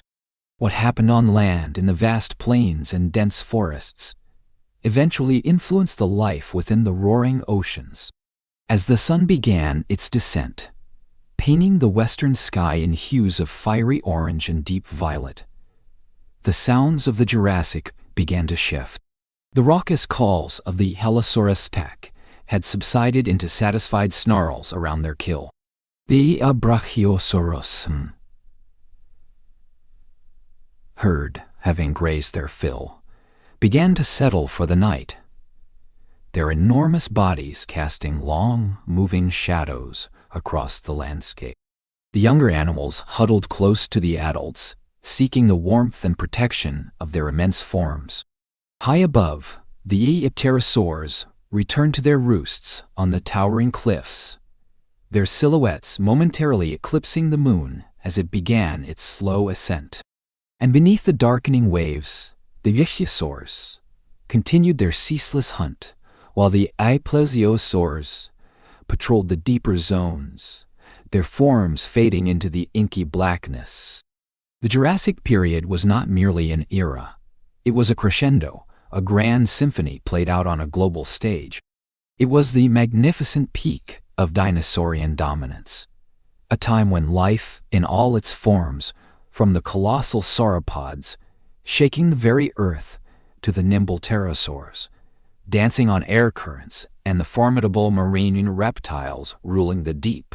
The roars, the bellows, the rustling of ancient plants, the crash of waves against primordial shores. These were the heartbeats of a world untamed, a world that belonged wholly and utterly to its wondrous, terrible, and utterly captivating creatures.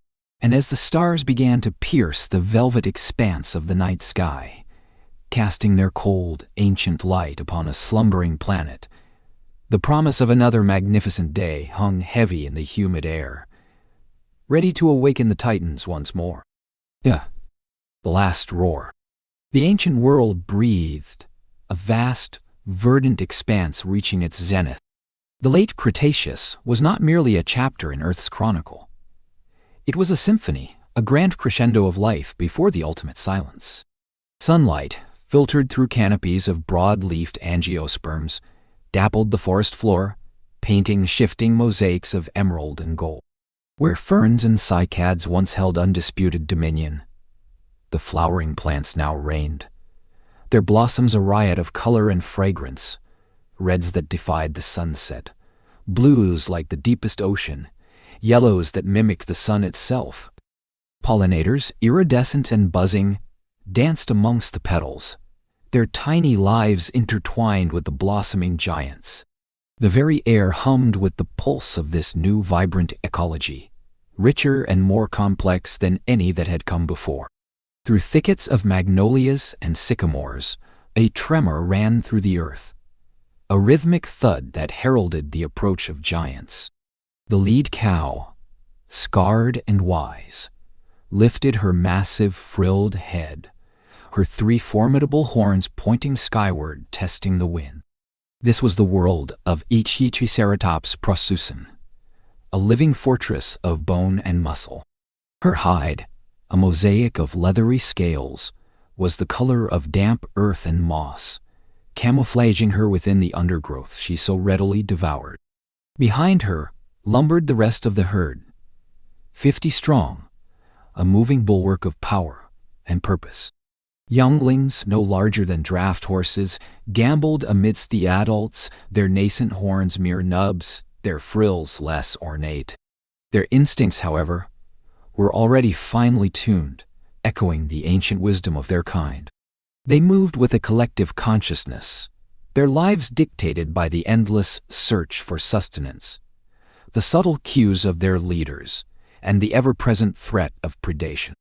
Their powerful beaks snipped tough leaves and ferns, their molars grinding the vegetation into a pulpy mass, fueling their enormous frames. Each chew, each step, was a testament to the success of their evolutionary design, built for consumption and defense, for survival, in a world that rewarded strength and vigilance. High above, silhouetted against a sky the color of bruised plums, a Quetzalcoatlus soared, its wingspan casting a shadow broad as a small aircraft. It surveyed its domain with an ancient reptilian eye, a silent sentinel of the heavens, its shrill cry occasionally cutting through the forest's murmur. On the ground, smaller creatures darted through the undergrowth, lithe Warnothomimism, fleeing shadows, nimble E. Pachycephalosaurus, butting heads in ritualistic displays, and the furtive scurry of early mammals, tiny, shrew. Yet, for all their diversity, one shadow loomed largest. One presence dominated the primal fear of the herbivorous world. Forests fell silent, a sudden unnatural hush descending upon the vibrant din. Even the buzzing of the insects seemed to cease. The wind, which moments before had rustled the magnolia leaves, now seemed to hold its breath. A pregnant pause hung in the air, a premonition felt not by intellect, but by the raw, primal nerves of the living. And then it came. Not a roar, not a shriek, but a low, guttural exhalation of breath, a sound that seemed to vibrate through the very roots of the trees. A Tyrannosaurus rex, a behemoth of destruction, emerged from the shadows. It was not a sudden burst, but a slow, deliberate materialization, as if the forest itself gave way to its presence. Its scales, a mottled green and brown, rippled with immense musculature. Each step was a deliberate displacement of earth, a tremor that resonated through the bones of any creature unfortunate enough to be within its territory. Its skull, a fortress of bone and serrated teeth, was held low, its massive jaws capable of crushing bone and rending flesh with horrifying efficiency. Its eyes, deep-set and chillingly intelligent, swept the landscape, registering every flicker of movement, every scent carried on the breeze. This was Tyrannosaurus rex, the king. Not merely the largest, but the most perfectly evolved predator of its age. Its senses were acute, an olfactory system capable of detecting carrion miles away, vision sharper than any eagle, and a bone-concussing roar that could paralyze prey with terror. Today, the Triceratops herd was its focus. The lead cow, sensing the shift in the atmosphere, let out a deep snort, a warning to her kin. The younglings were instinctively herded towards the center of the formation, a living fortress of horns and frills arrayed outwards. The T-Rex moved with a deceptively slow grace, circling, assessing, testing the resolve of its prey. It was an ancient dance, a ballet of life and death honed over millions of years.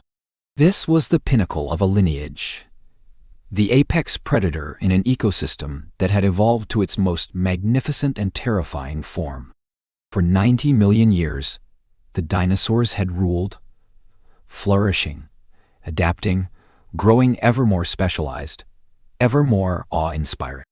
They were the undisputed monarchs of Earth, their reign seemingly eternal, their dominance complete. But eternity, on a cosmic scale, is merely a breath.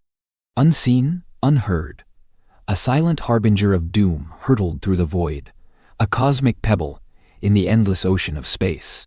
It was a fragment dislodged eons ago from some distant asteroid belt, drawn irrevocably by the gravitational pull of the blue-green jewel called Earth. It was an indifferent force, devoid of malice or intent, yet carrying within its cold heart the power to extinguish an age. The morning of the end began like any other, a symphony of chirps and calls. The Triceratops herd grazed peacefully. The young T-Rex had just dragged its kill, a large Edmontosaurus, into a secluded clearing, its jaws working with brutal efficiency. The sun rose, painting the sky with the familiar hues of dawn. Then a new light appeared.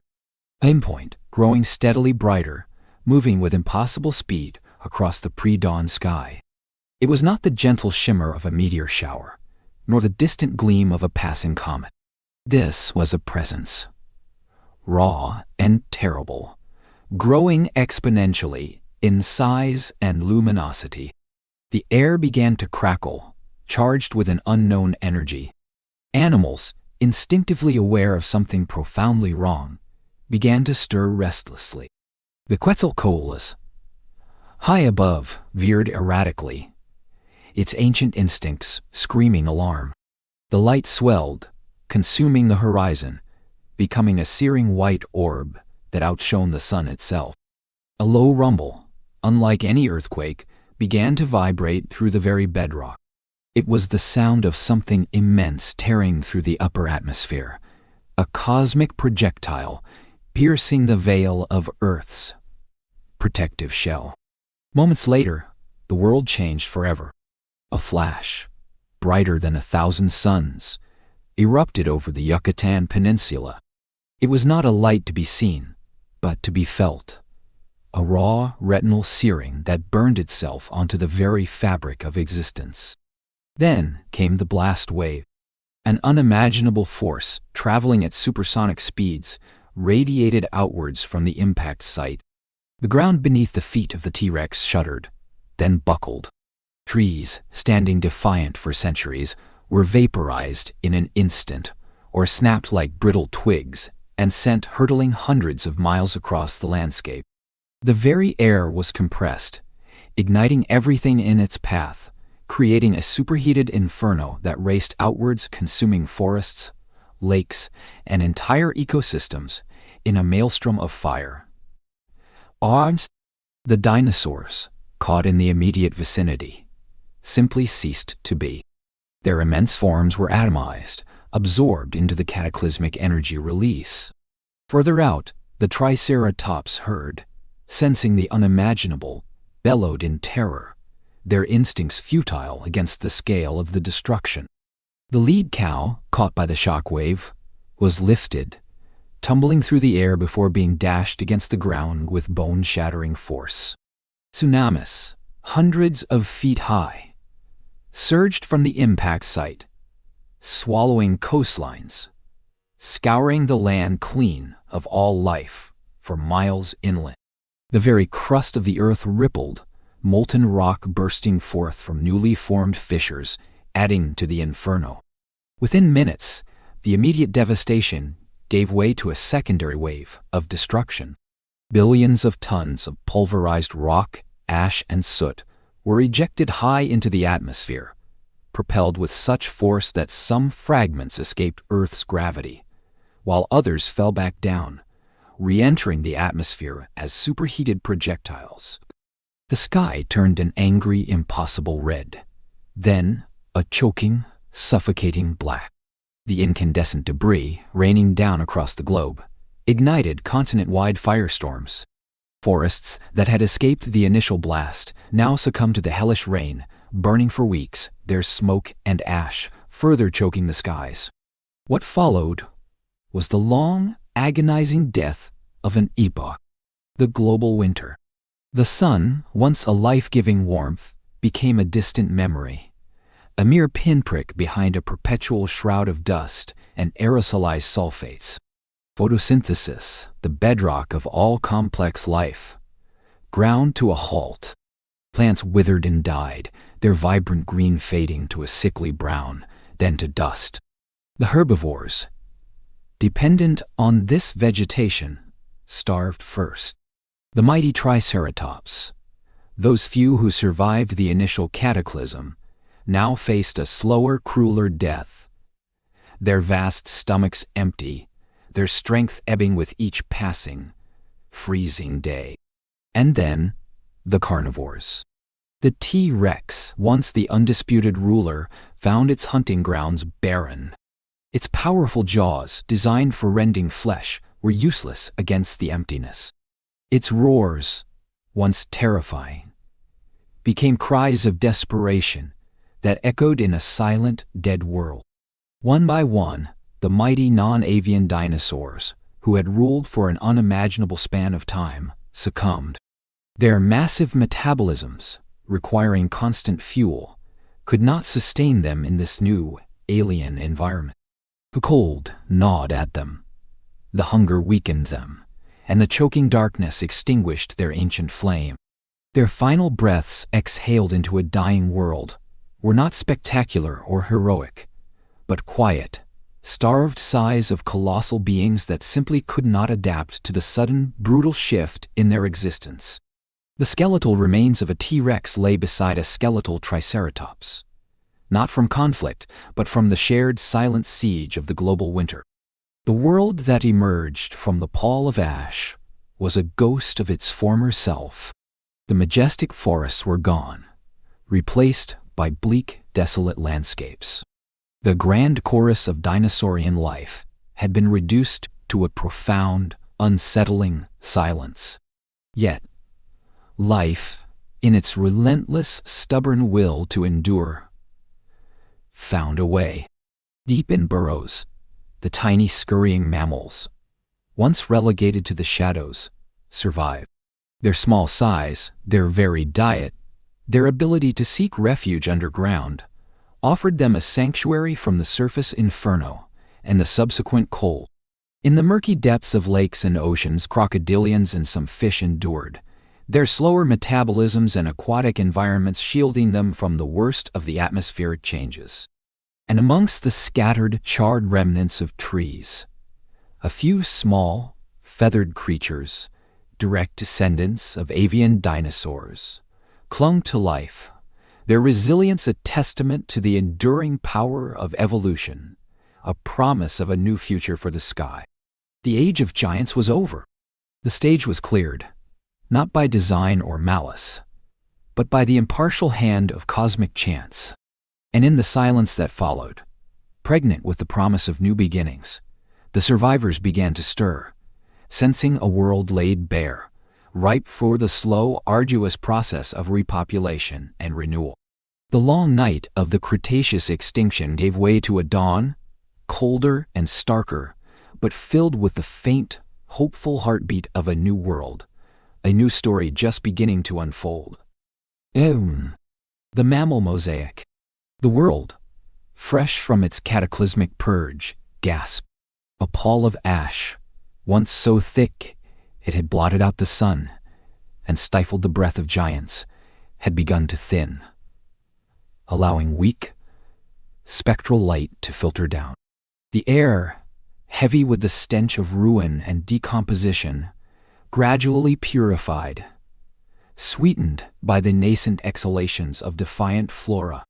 Where once colossal shadows had stretched across primeval forests, now a profound, echoing silence reigned, broken only by the whisper of newly returned wind through skeletal trees, or the drip of water from unscarred leaves.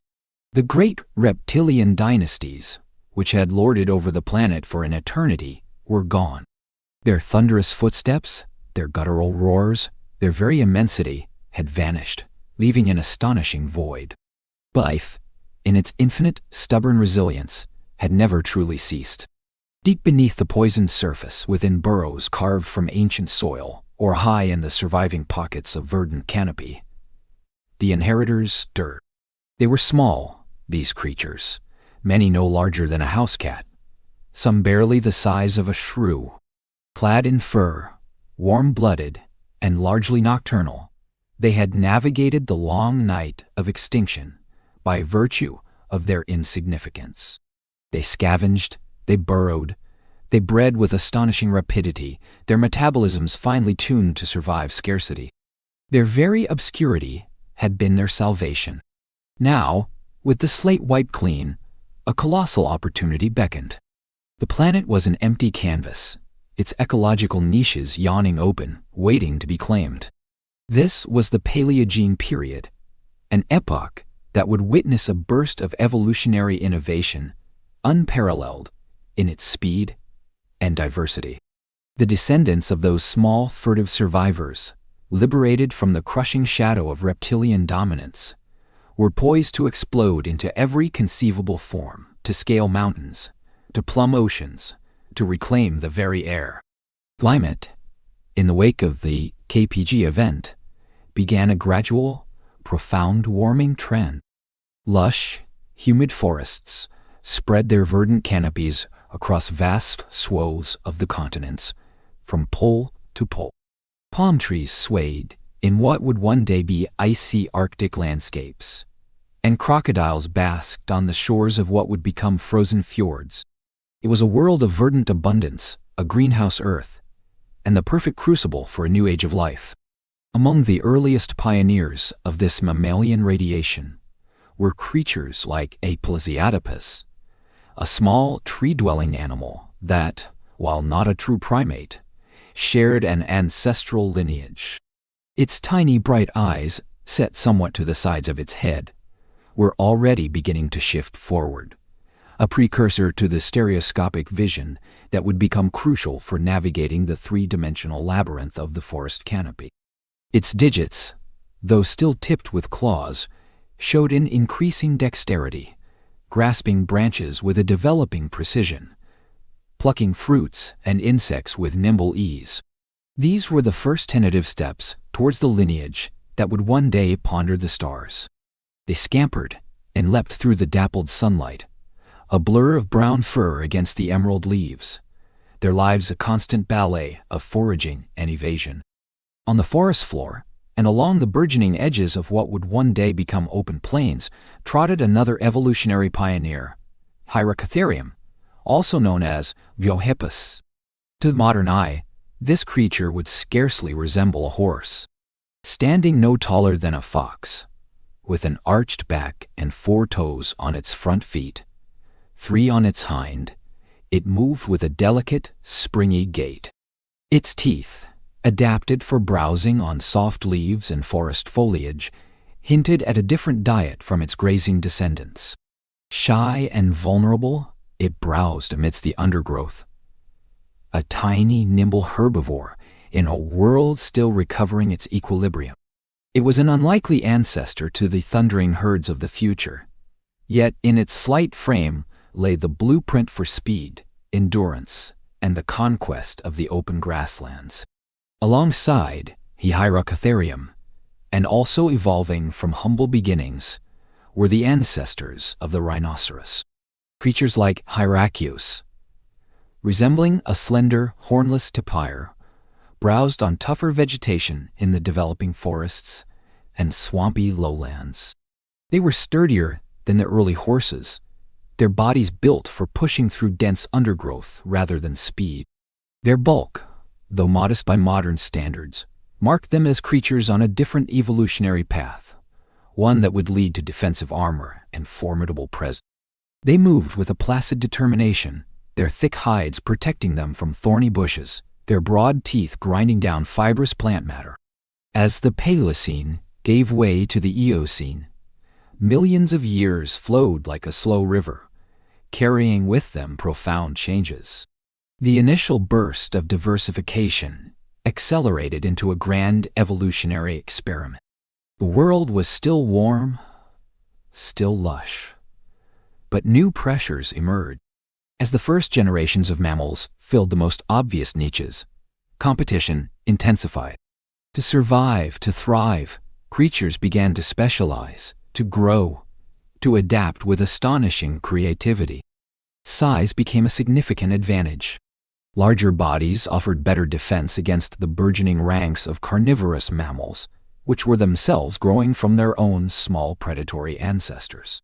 Larger bodies also allowed for more efficient digestion of tougher plant matter or greater power in the hunt. Forests, once the domain of small browsers, now witnessed the emergence of larger herbivores, their forms becoming more defined, their features more distinct. The early primates, having perfected their arboreal existence, continued their steady march of refinement. Their forward-facing eyes, now fully stereoscopic, granted them superb depth perception, crucial for leaping between branches. Their hands, increasingly agile, developed nails instead of claws, allowing for a finer grip and more delicate manipulation. Brains grew larger, signaling an increasing complexity in their social structures and problem-solving abilities. They became masters of the canopy, their chatter and rustling a constant symphony in the upper reaches of the rainforest. Their diet diversified, ranging from fruits and leaves to insects and small vertebrates, demonstrating an omnivorous adaptability that would serve them well. Meanwhile, on the proto-savannas and forest edges, the lineage of Hyracotherium continued its long, gradual transformation. As the Eocene drew to a close and the Oligocene began, the global climate shifted, slowly but inexorably cooling and drying. This change opened up vast new landscapes of open grasslands, a radical departure from the pervasive forests. This environmental pressure drove the evolution of the horse towards its iconic form. To survive on these open plains, speed became paramount. The multi-toed feet gradually gave way to fewer, stronger toes, eventually culminating in the single, robust hoof of the modern horse. Legs lengthened, bodies became more streamlined, and teeth developed high crowns and complex enamel ridges, perfectly adapted for grinding abrasive grasses. What was once a timid, dog-sized forest browser now began its journey towards becoming a magnificent galloping grazer, thundering across vast, unobstructed horizons. The rhinoceros lineage also responded to these shifting landscapes, though on a different trajectory. While some embraced the open plains, evolving into truly gigantic, hornless forms like I. Paraceratherium, the largest land mammal to ever live, others remained in more forested or marshy environments. Their forms diversified. Some became semi-aquatic, others lumbering giants, still others more agile browsers. The characteristic horn, which would become a defining feature of many species, began to appear in rudimentary forms, growing from the nasal bone, a formidable weapon, or a tool for foraging. Their sheer bulk, along with increasingly thick skin, became their primary defense, a living fortress against predators. They moved with an unhurried power, their presence a testament to resilience and adaptation. Across the continents, The story of mammalian ascendancy unfolded in parallel, yet with unique flourishes. South America, drifting in splendid isolation, became a vast natural laboratory, giving rise to an array of marsupial and xenarthran species that would fill niches occupied by placental mammals elsewhere. North America and Eurasia, often connected by land bridges, shared many lineages, allowing for the widespread distribution of groups like early horses, rhinoceroses, and primates. Each continent became a unique stage upon which the mammalian drama played out, driven by local climates, geographies, and the constant interplay of predator and prey. Millions upon millions of years passed, each cycle of seasons adding another layer to the intricate tapestry of life. The Paleogene was a period of explosive growth, of relentless experimentation, of form following function in an endless dance. From the ashes of the old world, a new one had been forged, vibrant and dynamic. The mammals, once the underdogs, had seized their moment, filling the world with an astonishing array of shapes, sizes, and behaviors. They had adapted, diversified, and expanded, demonstrating an evolutionary potential that was boundless. The Earth, reborn and teeming with life, was once again a symphony of movement and sound, a testament to the enduring power of life to reclaim and redefine itself, preparing the stage for yet more astonishing transformations to come. Giants of ice and grass. The Earth, an old soul ever shifting, breathed out a cool sigh. Gone were the vast, humid jungles that had once smothered much of the continental land masses in a perpetual, verdant embrace. In their place, a new empire was rising, not through conquest, but through a slow, inexorable march of climate. The Neogene period dawned with a subtle but profound chill in the air, a whisper of drier winds and seasons, more sharply defined. Carbon dioxide levels in the atmosphere, once so generous, began a slow, steady decline, and with it the global thermostat dipped. This cooling trend, subtle at first, began to sculpt the very face of the world. As rainforests receded from the continental interiors, giving way to more temperate forests, something else began to unfurl: the grasslands. Like a green tide, they spread from the high plains of North America, across the newly uplifted plateaus of Asia, and into the emerging savannas of Africa. These weren't the soft, shade-loving plants of the ancient past, but hardy, resilient grasses, their blades tough, reinforced with silica, a challenge to any who dared to graze upon them. Yet, life, ever opportunistic, saw not a challenge, but a boundless feast. This was the era of the grazers, an evolutionary explosion of mammals designed for speed and endurance, their digestive systems retooled for the fibrous bounty of the plains. Early horses, once multi-toed browsers of forest floors, shed their redundant digits, transforming into swift, single-toed runners, their teeth evolving into high-crowned, ever-growing millstones capable of grinding the abrasive grasses into digestible pulp. They galloped in herds, a living tapestry of motion across the boundless horizons. Alongside them, the rhinos diversified, some growing into aquatic behemoths like the hippo-like Iteliochirus, others into the towering Paraceratherium, the largest land mammal to ever walk the earth, browsing the edges of the emerging woodlands. But it was the proboscideans, the ancestors of modern elephants, that truly embodied the grandeur of the Neogene. From the four-tusked Dagumphotheres that roamed wetlands to the bizarre Deinetherium with its downward curving tusks, these colossal herbivores adapted to every niche, their sheer size a testament to the abundance of vegetation, even as it grew tougher.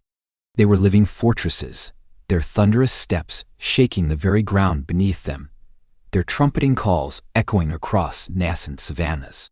Giant camels, too, emerged, some reaching heights that would dwarf any modern dromedary, their long legs carrying them across vast distances in search of greener pastures. This was a world defined by the immense, by sheer bulk, and the perpetual rhythm of consumption. Yet, where there are grazers, there must be predators. And as the herbivores grew larger, faster, and more numerous, so too did the carnivores evolve, driven by a relentless evolutionary arms race. Their intelligence, once a mere glimmer of instinct, began to sharpen into cunning strategies. Pack hunting became more sophisticated, ambushes more precise. The earliest true felines, sleek and agile, began their divergence from more primitive forms, culminating in the first iterations of the iconic saber-toothed cats. These were not yet the colossal Aesmylodon of later epochs, but their formidable fangs were already a terrifying declaration of intent, designed for precision kills on large prey. Canids, too, found their footing. The bone-crushing jaws of Eberophagus gave way to more agile, wolf-like forms, swift hunters built for the open plains. Their social structures, their ability to coordinate, gave them a distinct advantage over solitary hunters. Bears, too, began their lumbering, omnivorous ascent, capable of feasting on carcasses left by the larger predators or foraging for berries and roots. The Neogene was a vibrant, dynamic canvas, painted with the broad strokes of global change and the fine details of endless adaptation. The Earth settled into a rhythm of seasons, of boom and bust, of life and death, played out on an ever-expanding stage of grasslands.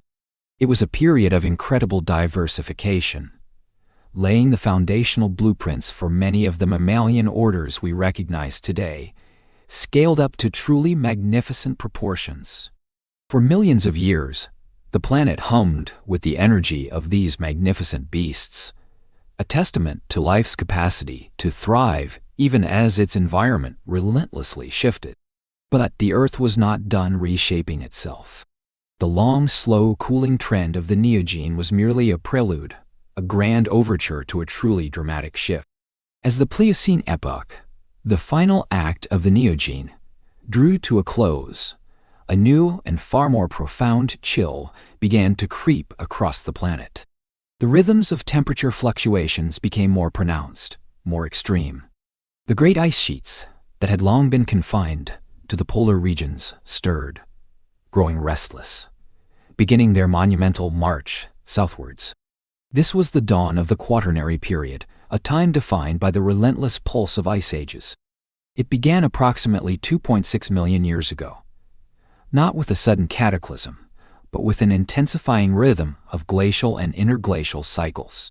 For tens of thousands of years, the Earth would shiver under vast blankets of ice, then, just as slowly, warm and retreat, only to advance again. This was a planet breathing, inhaling immense volumes of water into towering ice sheets, exhaling it back into the oceans during periods of retreat. The geological impact was staggering. As the glaciers expanded, they acted as colossal bulldozers, scraping away mountainsides, carving out valleys and depositing vast moraines that would become hills and ridges. They shaped the Great Lakes of North America, etched the fjords of Scandinavia, and scoured the ancient landscapes of Europe. Sea levels plummeted, often dropping by over 120 meters as monumental quantities of water were locked away in ice, exposing vast stretches of continental shelf. Land bridges emerged, none more significant than Beringia, which periodically connected Asia and North America, allowing for unprecedented migrations of animals between continents. Life, once adapted to open plains, now faced a new, brutal challenge: the cold. The megafauna of the Quaternary were living fortresses of fur, fat, and resilience, sculpted by the relentless chisel of ice and wind. The iconic woolly mammoths, shaggy titans with thick undercoats and long, coarse guard hairs, roamed the vast steppe tundra that bordered the ice sheets. Their enormous upward curving tusks, sometimes reaching 5 meters in length, were not just for defense, but for sweeping away snow to reach the frozen grasses and sedges beneath. They were joined by the woolly rhinoceros, equally shaggy and robust, its massive horn a formidable weapon against the elements and predators alike. Giant ground sloths, some standing as tall as modern elephants, moved slowly but powerfully, their shaggy coats providing insulation, their massive claws used for stripping leaves from trees or digging for roots in the permafrost. The fearsome saber-toothed cats, Eismilodon fatalicing, reached their peak during this period, their massive serrated canines perfect for delivering devastating, precise bites to the thick-skinned mega-herbivores. They were squat, powerful ambush predators, not built for long chases, but for overwhelming force. Cave bears, colossal herbivores, sought refuge in the caves during the brutal winters, their immense size and shaggy coats providing protection against the elements. The dire wolf, larger and more robust than its modern cousin, hunted in powerful packs, their strength and coordination essential for bringing down mammoth calves or injured bison. The Irish elk, not a true elk, but a species of giant deer, sported antlers that spanned an astonishing 3.6 meters. A spectacular, if unwieldy, display that hinted at the fierce competition for mates in a landscape where resources could be scarce. Life in the grip of the ice ages was a constant, grueling struggle. Winters were unforgiving, summers fleeting. The megafauna endured, driven by an instinct for survival that transcended comfort. They migrated vast distances, following the retreating ice and the advancing green, their lives a perpetual dance on the edge of the habitable zone. Every breath was a testament to adaptation, every footprint in the frozen earth a mark of their incredible resilience. The earth, in its ceaseless turning, continued to transform. From the burgeoning grasslands of the Neogene to the icy grip of the Quaternary, life had responded to every shift, every challenge. It had grown colossal, adapted fiercely, and demonstrated an unwavering will to persist. The stage was set, etched and scoured by ice, populated by giants, awaiting the next, most profound, chapter in its ancient, awe-inspiring story. You see, the unseen horizon. And so, our journey through the deep time of Earth, a saga unfolding across 4 billion years, draws to its close. We have witnessed the planet's turbulent infancy, a molten sphere besieged by cosmic debris, its surface a maelstrom of fire and rock. We have tracked the slow, almost imperceptible breath of its continental plates, watching land masses assemble and dismember themselves across the vast blue canvas of the global ocean. We have marveled at life's tenacious emergence from the primordial soup, a single spark that ignited an unstoppable blaze, pushing against the very boundaries of the possible. From the first whisper of microbial life hidden in hydrothermal vents, to the explosion of complexity in the Cambrian seas, to the patient conquest of the land by plants and then creatures of scales and wings, we have been privy to a grand, unfolding drama. We saw forests of ancient, towering ferns give way to the first flowering plants, vast swamps transform into coal beds, and ice sheets crawl across continents, only to retreat and allow life to reclaim the scoured earth. We felt the ground tremble beneath the colossal tread of dinosaurs, then the silent, chilling fallout of their demise, and finally, the eager, burgeoning dawn of the mammals. Now, as the curtain begins to fall on this immense prelude, we stand on the precipice of a new age, an age that, in the vastness of geological time, is but the blink of an eye. The stage is set. The forces that have sculpted this world, patiently, relentlessly, for unimaginable eons, have converged to create an environment of exquisite balance and staggering biodiversity. Consider the very ground beneath your feet.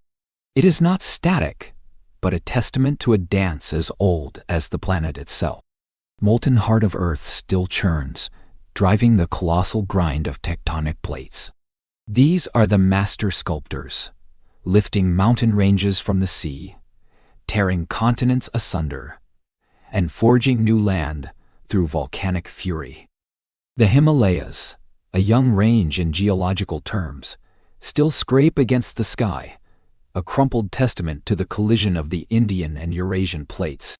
The Pacific Ring of Fire, a necklace of volcanoes and seismic activity, constantly reminds us that the Earth breathes, grumbles, and rebuilds itself.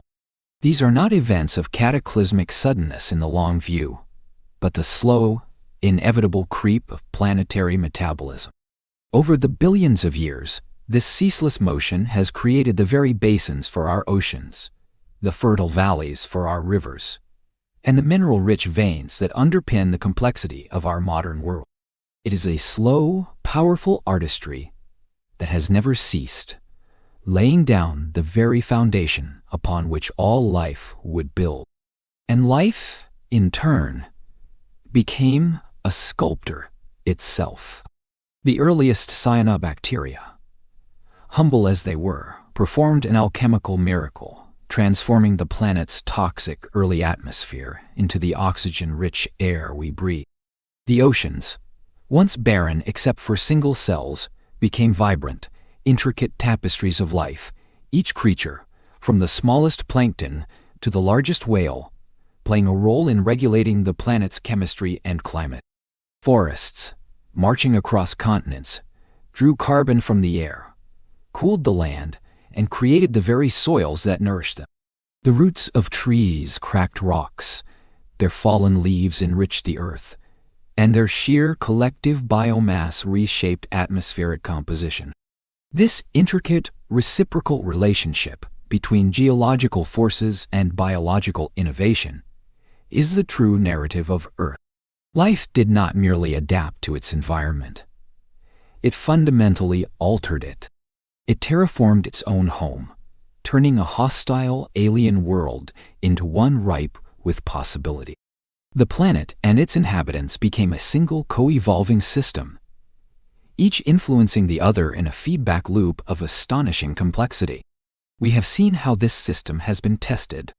The record of the rocks is littered with the scars of mass extinctions. Events so profound, they reset the evolutionary clock.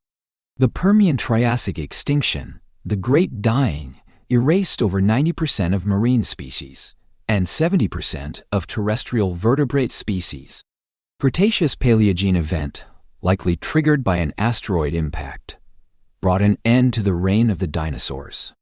Each time, the planet seemed to hold its breath, teetering on the edge of biological collapse. Yet each time, life, with an almost defiant tenacity, found a way to rebound. These extinctions were not merely destructive. They were also transformative. They cleared the slate, creating ecological vacancies that allowed new forms of life to diversify and flourish. After the Permian, the dinosaurs rose to prominence.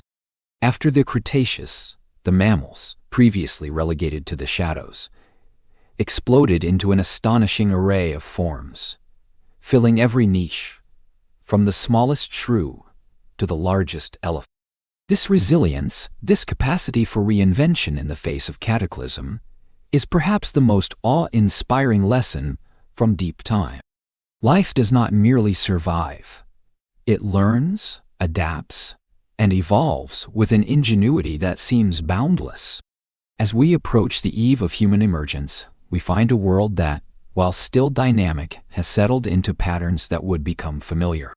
The last great ice ages have sculpted the northern continents, carving out vast lakes and rich plains, then slowly retreated, leaving behind fertile soil and new opportunities for life to expand. The climate, though still fluctuating, had entered a relatively stable period, allowing complex ecosystems to flourish. Vast grasslands stretched across continents, teeming with herds of magnificent mammals, the ancestors of modern elephants, rhinos, horses, and cattle. Predators like saber-toothed cats and dire wolves roamed these plains, engaged in an eternal dance with their prey. Forests of familiar broadleaf trees covered temperate zones, while tropical rainforests pulsed with an explosion of color and sound. The continents were in their approximate modern positions, the oceans circulating in currents that largely persist today. The air was rich with oxygen, the sun a steady provider of energy, the planet's magnetic field a protective shield against cosmic radiation. It was a world exquisitely primed.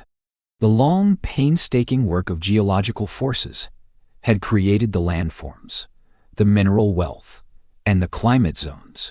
The relentless engine of evolution had, through billions of trials and errors, failures and triumphs, forged an intricate web of interdependent species, each playing a vital role in the planet's health.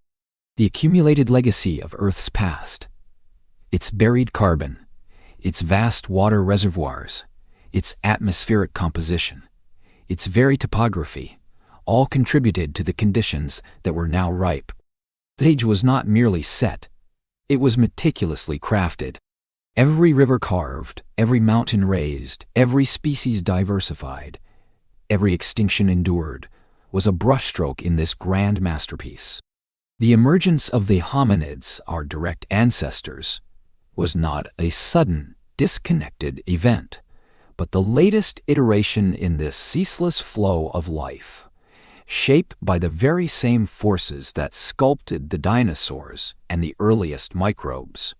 They inherited a world rich in resources, shaped by eons of natural processes, a world whose complex systems provided the very conditions necessary for their survival and eventual ascendancy. To stand at this vantage point, looking back across the unimaginable span of deep time, is to feel a profound sense of awe. It is to grasp the sheer scale of the universe's patient work, the immense creativity inherent in the very fabric of existence. We are not just observing a series of events. We are witnessing the living, breathing history of a planet, a testament to resilience, adaptation, and transformation. The Earth, in its grand silent wisdom, has navigated countless cosmic impacts, endured periods of global glaciation, faced atmospheres poisoned by its own biology, and rebounded from cataclysms that would shatter lesser worlds. It has been a crucible of life, a laboratory of evolution, a canvas for geological artistry. And in this final precious chapter before the dawn of humanity, we see a planet that has found a rhythm, a balance, a dynamic equilibrium forged over billions of years of struggle and triumph. Our journey through this primordial Earth, a world teeming with life but devoid of human presence, leaves us with a humbling realization. The story of humanity, for all its drama and significance, is but a fleeting final act in a play that has been running for an incomprehensibly long time. Our existence is predicated on the vast, intricate, and powerful processes that preceded us, processes that continue to shape the very ground we walk on, the air we breathe, and the life that surrounds us.